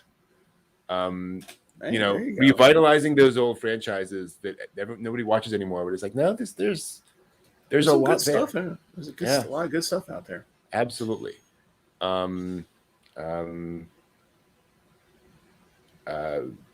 Wow. Sorry, brain fart. Kashan? Don't know. I still think it's hilarious that you got into it.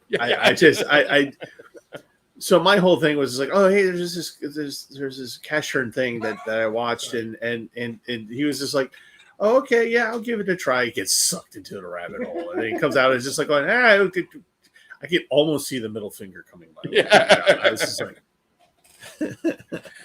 no, and Kashan had the advantage. It is such a product of its time.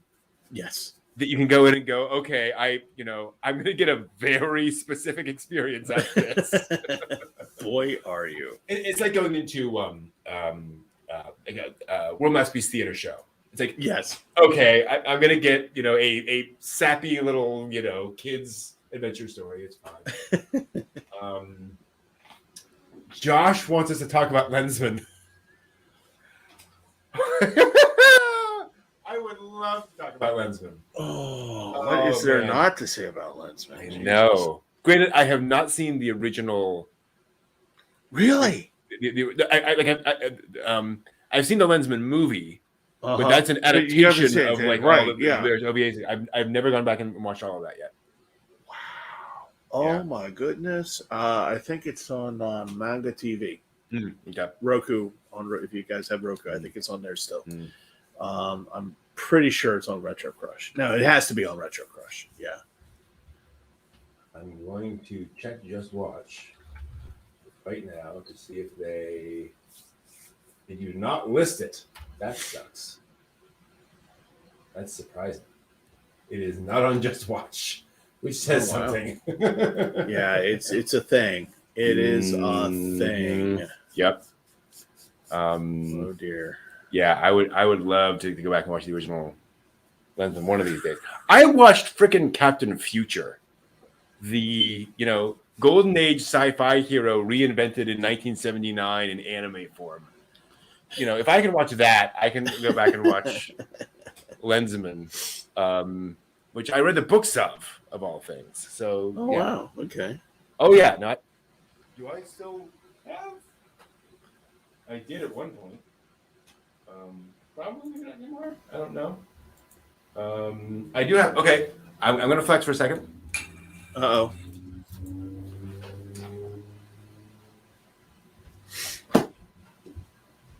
So back in the day, I was able to find. Look. Ooh. This is the original release of the original Gundam novels that Tomino wrote.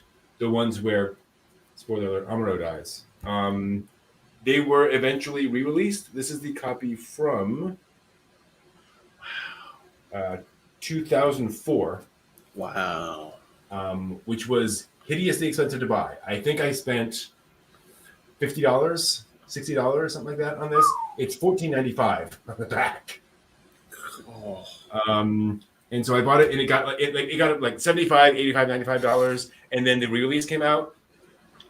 And it's like no one cares anymore. But that is how much of a Gundam fan I was. I went out and found this thing. Wow. Like, I want to know. I have to know.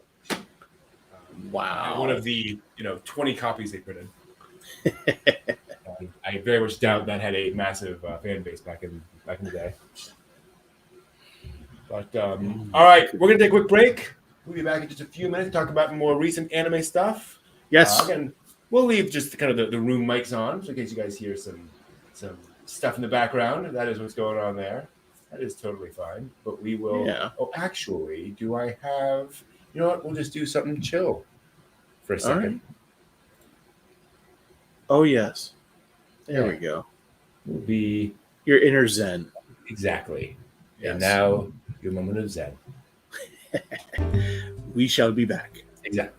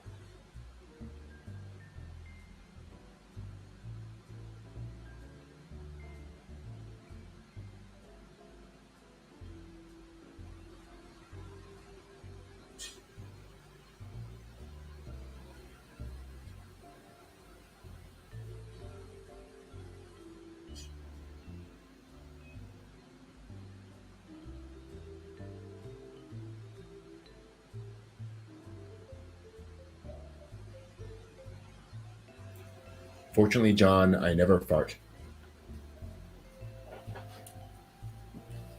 There's something to clip.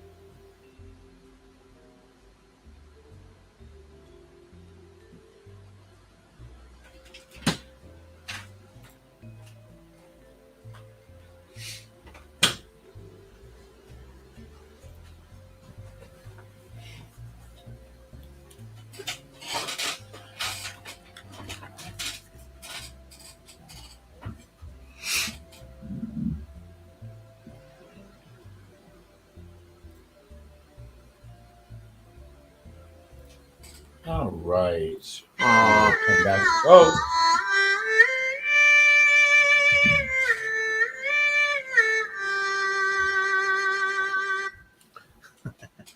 Nice. Brought to you by. Lovely. One of the cool things in the new region in Genshin Impact is that as you're wandering around, you will see occasionally people just like on the side of the street just practicing dance moves. And they're just doing this lovely kind of Tai Chi there. And it's just nice to look at. So I think what we're going to do, we're just going to, y'all know it's coming. Let's just do the thing. Y'all hear that?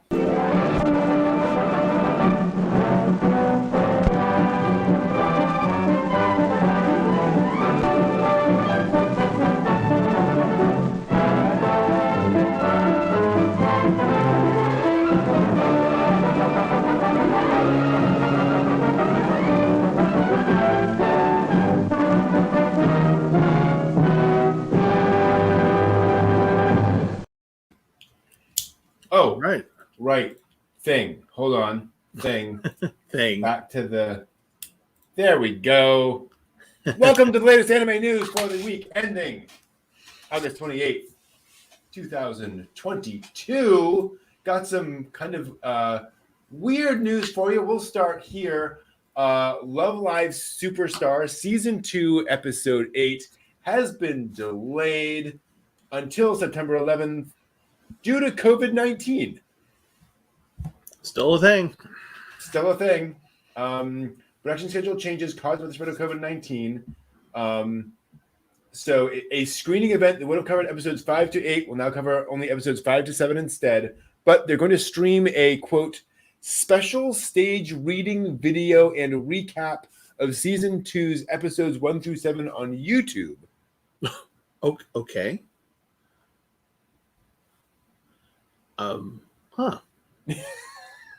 Which is cool. Thank you. Yeah. Obviously, good on them for doing whatever they need to do for all the medical stuff. Right. But just not what I expected to hear. No, not at all. I guess what would you do? Like if there was some medical thing, if half the staff caught COVID suddenly. Well, it's probably better than what Uzumaki's doing with his thing, that the anime we're supposed to get on Toonami that's never going to show up. Mm-hmm. It's an apology video going, I swear it's coming. It's coming. At least this is something for the fans, I guess. Sure. Yeah, that's true. Yeah. I guess if they're doing if they're basically bringing the actors in to do a stage reading of the script, then at least you kind of have an idea what's going on in the story. I guess, and if you're a big fan of the voice actress, this might be a squee moment for you. Yeah, I don't know. Absolutely, entirely possible. Mm-hmm. But it gives me ideas of maybe doing stage readings of I don't know, Higurashi. Yeah, there we go. Yeah. That sounds good to me. Grave of the Fireflies on ice. Oh God. Oh. Let's get that out of our heads. No, please. Let's get out of our heads with just some sort of general. Let's do an anime announcement. All right. There's some new anime coming. I Got a Cheat Skill in Another World is coming to TV as an anime. Full title in English is I Got a Cheat Skill in Another World and Became Unrivaled in the Real World 2. Kind of an interesting isekai twist. A door to another world stretches out before a boy who's been brutally bullied all his life. This alternate reality grants him access to all sorts of things like cheat skills and a portal that lets him travel between his old and new worlds. Can this class loser turn his life around back home? So apparently he learns stuff in the isekai world, jumps back into the real world, applies that in the real world. Back and forth. I see so many bad things. Somebody likes it. 1.5 million copies of the book franchise in circulation worldwide. The 11th light novel just released, and the manga's 3rd volume shipped on March 10th. I guess so. I mean, I hope it's not. This isn't going to be like one of those revenge kind of thing. Yeah. I hope it's more like. I don't know what I hope, but I hope it's not a revenge thing. Yeah, we've certainly got some worrisome revenge stories in the past. Let me just check to see if there's anything new. Same author as The Fruit of Evolution. Okay. Which I'm not familiar with. I'm sorry, what was the title again? The Fruit of Evolution. Fruit of Evolution. Okay. Main character is in that one is overweight and bullied. And then his entire school is transported to a isekai video game sword and sorcery world.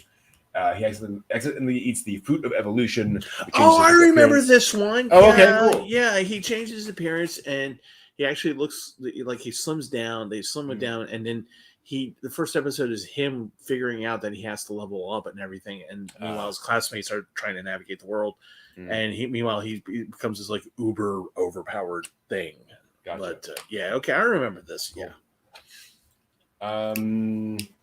So I don't think it's going to be a revenge. Thank goodness. Yeah. Hopefully. Definitely doesn't feel like it. Let's move on to some just sort of general anime news for now. So, Spy Family, the manga, has 25 million copies in circulation. Not copies sold, but copies essentially made. It has more than doubled in the last year. Nice. So the anime's worked. Yes, indeed. Good for them. Indeed. 1 million copies in November 2019, 2 million January 2020, blah, blah, blah, blah. 8 million December 2020, 10 million June 2021, 21 million in May of 2022. So good for them. And we now have confirmation. The anime's second half is coming October 1st. Oh, sweet. Yeah. So we have that to look forward to. There's a very adorable illustration of Anya and the others done especially for that to announce that. Presumably we will have more stories in the more story around the school there. So looking forward to that. Let's move on to some other stuff. The second live action Full Metal Alchemist Netflix movie is coming out September 24th. Full Metal Alchemist: The Final Alchemy. Okay. So I saw the first one. And it restored a little bit of hope after watching Death Note and the live action version, Netflix American version of Death Note, which was anyway. Aside from the wig problem in the movie, it was actually pretty pretty enjoyable, entertaining. Okay. I would say that if you had a chance to watch it, go ahead and watch it. Just try not to get distracted by the wigs. The wigs were pretty bad. But beyond that, it was actually, I wouldn't say it was perfectly in line with the anime, either version. But it did the trick. I enjoyed it. I liked it. I thought it was okay. So I would probably watch this. I would probably watch this. Yeah. Cool. Good for them. They can make it work. Maybe the wigs will be better. Maybe it will be better. Maybe they figured out the wigs. Let's see here. Shall we go? Yeah. There's a new UFO robo-grendizer project in the works. There's a video teasing it. Project G is what it's part of for next year. The executive producer is Go Nagai. Nagai himself is executive producing this Grendizer project. UFO Robo Grendizer was the third installment of the Mazinger Giant Robot franchise after Mazinger's D and Great Mazinger. The original Grendizer was from 1975. Was then part of Force 5 in America back in the day. Wow. So yeah, there's a new Grendizer project coming from Go Nagai. Good for him. Yeah. I'm very curious to see how involved he'll be. How involved he needs to be. Can he be? No. How old is he now? Good question. According to the internet, let's see here. He is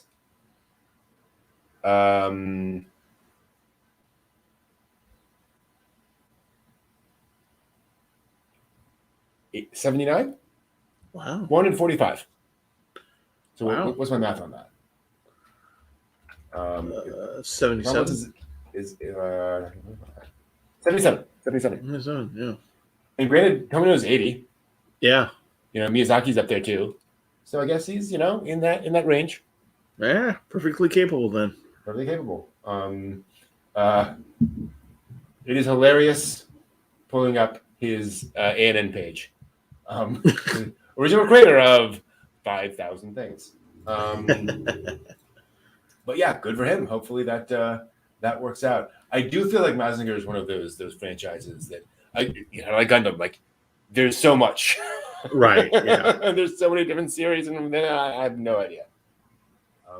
Fortunately, I doubt there is as much crossover and right. Yeah, stuff.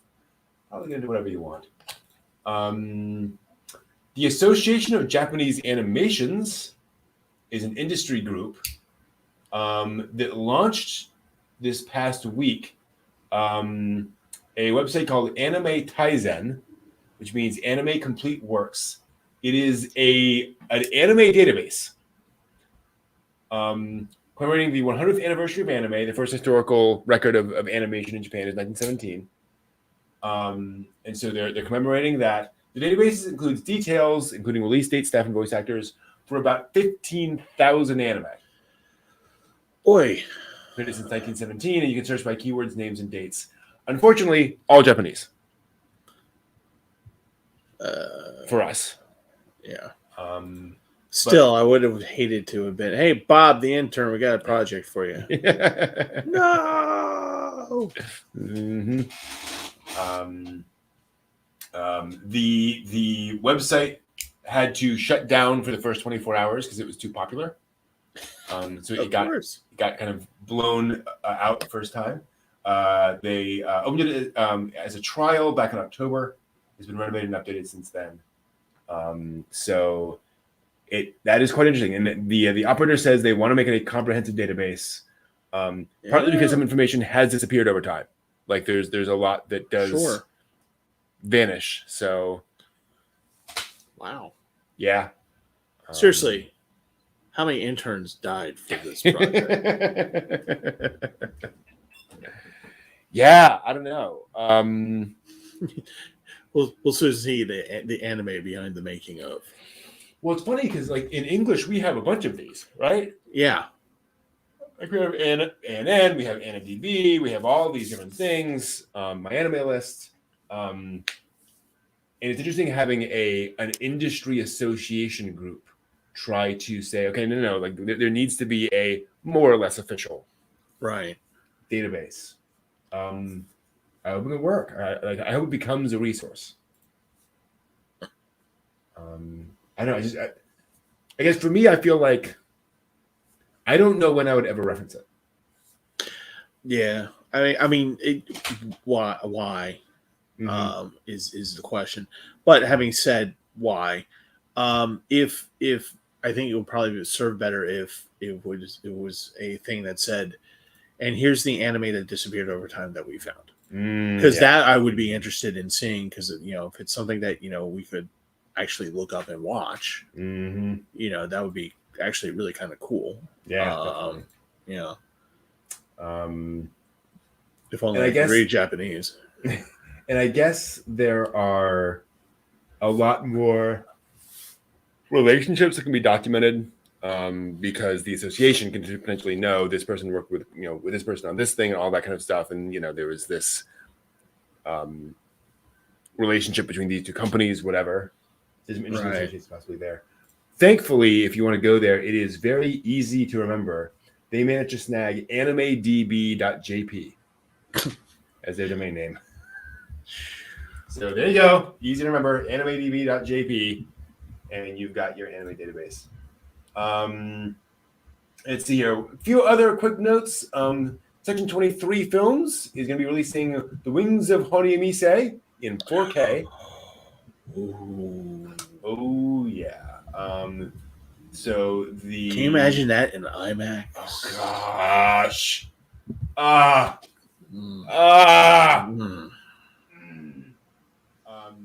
The box will include the 4K Ultra HD Blu-ray disc and a regular Blu-ray disc, plus a disc of bonus material. They're collaborating with Bandai Namco to release the Japanese special edition box currently in North America and Japan on November 4th. So that's cool. We will get that at the same time as Japan. Nice. It'll include English subtitles and an English dub. Interestingly, no notes here on which dub. If it's a new dub or whatever. There will be it'll include an audio version of the pilot film, which has not yet been released on Laserdisc, on high def, plus background music and a document file. To give you an idea on how seriously they're taking the remaster process, Hiroyuki Yamaga is overseeing the remaster process. He was the director. Wow. I want it. Yep. They're using an original 35mm master print, and they will have a theatrical screening, probably in Japan, which will feature the original audio track.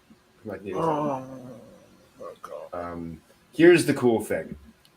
Bandai Namco Arts made the announcement of this on March 14th, 2022, exactly 35 years after the movie premiered.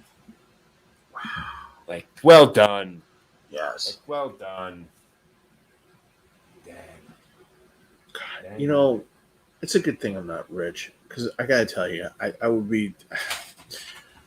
Here's the Gearhart IMAX theater. We show nothing but anime. There you go. Yes. So I do have to make one addition to this, which is in the description. So this is perhaps the most 1980s thing. Yeah, it is. 1980s note to make about this. The film premiered in March '87 in Japan. Its initial premiere was actually in Los Angeles a month earlier. Oh wow, I didn't know that. Featuring an English dub by Go East Productions, but it's America. You can't call it The Wings of Honiamise.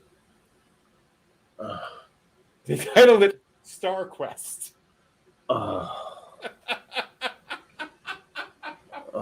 Star Quest. I've got this stabbing pain in my abdomen right now. Oh God. Oh, that is just I love that. I love that in every way.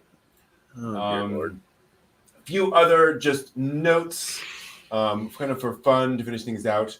The Cyberpunk Edge Runners anime from Studio Trigger is coming out September 13th on Netflix. Oh, nice. So yes. if you're interested in that, just a couple of weeks away for Cyberpunk Edge Runners. Sadly, we should point out that Motomo Kiyokawa passed away from pneumonia at the age of 87. He was an anime voice actor, probably best known for playing Kozo Fuyutsuki in Evangelion, Gendo's right-hand man. Right. Also played Walter in Hellsing, Temrei in Mobile Suit Gundam. Oh, okay. So Amuro's father in Mobile Suit Gundam. Shime in Time of Eve. Tippy in Is the Order of Rabbit. Norman Berg in Big O. Dr. T in Gungrave. And Gargoyle in Naughty the Secret of Blue Water, among many others. So sad to hear. In more positive news, the upcoming Royal Shakespeare Company stage version of Mandarin Totoro has announced its cast. Kenneth Branagh. Yeah. Unfortunately, not so much. Can you imagine Patrick Stewart doing that? Patrick Stewart as the Cat Bus. That's right. Yeah. Full disclosure, I'm not familiar with any of these names. It should be pointed out, May Mack, who played San in the stage version of Princess Mononoke, is playing May in this. So that is pretty cool, especially because of the name thing. May Mack, May. Yeah, very, very cool. So a bunch of puppeteers from puppeteering Jim Henson's puppets as well. So hopefully that will come out well, and hopefully we'll get some cool photos out of that. Yeah, it does seem like a kind of thing that would work pretty well as a stage play. That's all the news for this week. Thanks for watching. See you next week.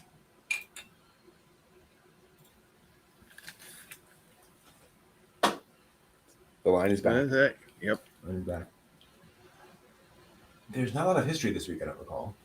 I don't think. Was there some history? There was some history. There was some history. There was a thing. There was a thing happened. History. A thing Definitely. Happened. Absolutely. Let's talk about this. Welcome everyone to This Week in Anime History. No. Welcome everyone to This Week in Anime History, where we talk about things that happened this week in anime history. And this week, like 6 days ago, but it still counts. Nice. At the Daikon Sci-Fi Convention, Daikon 3 premiered. The Daikon 3 animation. This was a celebratory animation by a bunch of fans celebrating anime and science fiction. And it was a whole bunch of different things all thrown together. It had some production issues, but they got it out there. They were then a little disappointed it wasn't as good, so a few years later they came out with Daikon 4. Dun dun dun. The classic Daikon 4 animation, which is a celebration of all things, including ELO. Yes. Electric Light Orchestra. Gotta love it. An absolutely iconic thing. And so, those fans went on to form Studio Gainax. Yes. Much of them. So it was really the launching of Studio Gainax by a bunch of fans making a thing. It's funny that has never really caught on in America. Yeah. Like I know Production IG has done a few things for Otakon, things like that, but the idea of producing an animation specifically for a convention it doesn't seem to be a thing over here. Yeah, it's too bad. Yeah, or maybe it's about the monies. Yeah. John in chat, you're absolutely right. I missed a thing about Eurocamp the movie. Oh, that's right. Absolutely right. Yeah. Let's talk about that. Hold on. We're not going to go back and add it. I mean, what can you do?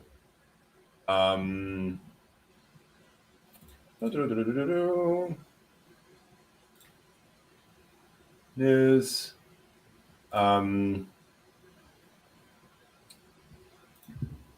Laid Back Camp movie has at this point made 1 billion yen in the Japanese box office. That is about $7 million US, but still impressive. Especially after only 2 months after opening, it has sold 690,000 tickets. Wow.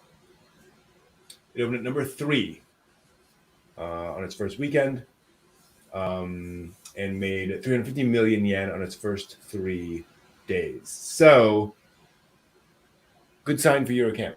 Yes. I am hoping it will mean good things for that franchise moving forward. Of course, everyone reprising their roles. I like good stuff. Let me turn off that banner. There we go.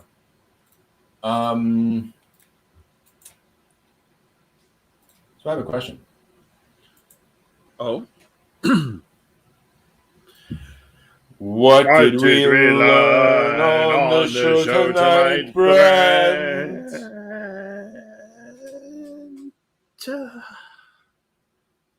Nailed it. I learned we can have a great time talking about Gundam. Oh, yes. Probably should not have been surprised by that, but that was a lot of fun. Yes. And let me see here. Yeah, there was. I also learned that Isekai is not dead yet. Not quite dead yet. Which we exactly only resting. Which perhaps should not surprise me, but it is definitely a thing. And I also learned that people care about Genshin Impact, which makes me happy. Yes. Steve, how about you? Nice. I have learned, much like you, I have learned that we did not have to eat, sleep, or go to the bathroom. We could be talking about Genshin and or Gundam or both at the same time. Yep. For the next 72 hours. Easy. No problem. I'll just call and work and just go, I quit. I have to talk about Genshin and Gundam. Mm-hmm. Come on. I've also learned, I have learned that as we were talking about Gundam, we did actually, between the two of us, just the two of us, accumulated knowledge on it independently of this gargantuan thing. Mm-hmm. So can you just imagine what if here in America, because I'm sure it's happened in Japan, but what if here in America we did just a nothing but Gundam Con? All Gundam. Oh, just man. That's it. That all Gundam. Oh. Everything that has to do with Gundam. So like all the different series and yeah. It's fine, but that's it. Just all Gundam. Just all Gundam. Could you do a one-off convention? I don't see why not. Yeah. Why couldn't somebody say, hey, in 2023, there, August 10th or whatever, right? You can bring everyone together for one time only for one giant Gundam Con. That'd be awesome, man. 3 days of panels. Oh, could you just oh my goodness, what if you were able to get Tomino in here? Dang. Yeah. I mean, that would just be the event, wouldn't it? Yeah, it would. Absolutely. Now, how do I make money off of it? No, I have learned that I have learned that when we talk about Genshin, we're gonna have to come up with some type of structure because we're just gonna be talking over each other. I like this part of it. Well, I like that, and the thing over here. And meanwhile, people in chat are just going, "What are they on about?" We need a end of round bell, right? Yes. Have somebody sitting going, "That's enough. Next topic. Next topic. Stop it. Next topic." And lastly, I have learned that I'm glad Laid Back Camp is doing so well. Yeah. It reminded me actually of the VR experience that I had at your place with the thing, and my one and only VR experience with the anime. But I'm glad it was a good anime. Yeah. And I've learned that there is so much out there to talk about that we could easily take a subject like Gundam and talk about it for an hour and a half with no problem whatsoever, and have people involved in coming in and saying, "Ooh, yeah," which is always a nice thing. So thank you, Chatland. Yes, absolutely. Thank you, chat. It was great having you here. It was great being here. We'll be back next week to talk about Gundam With the MS Team episodes 4 through 6, which is where the plot starts to really ramp up. Yes, it does. And we start seeing some things happen in that anime. So look forward to seeing you there for that. Again, thank you all. Hope you guys have a great week. Until next time, watch more anime. Yes, do papa. Oops. Wrong thing. There we go. Bye. Bye, Mr. Cat.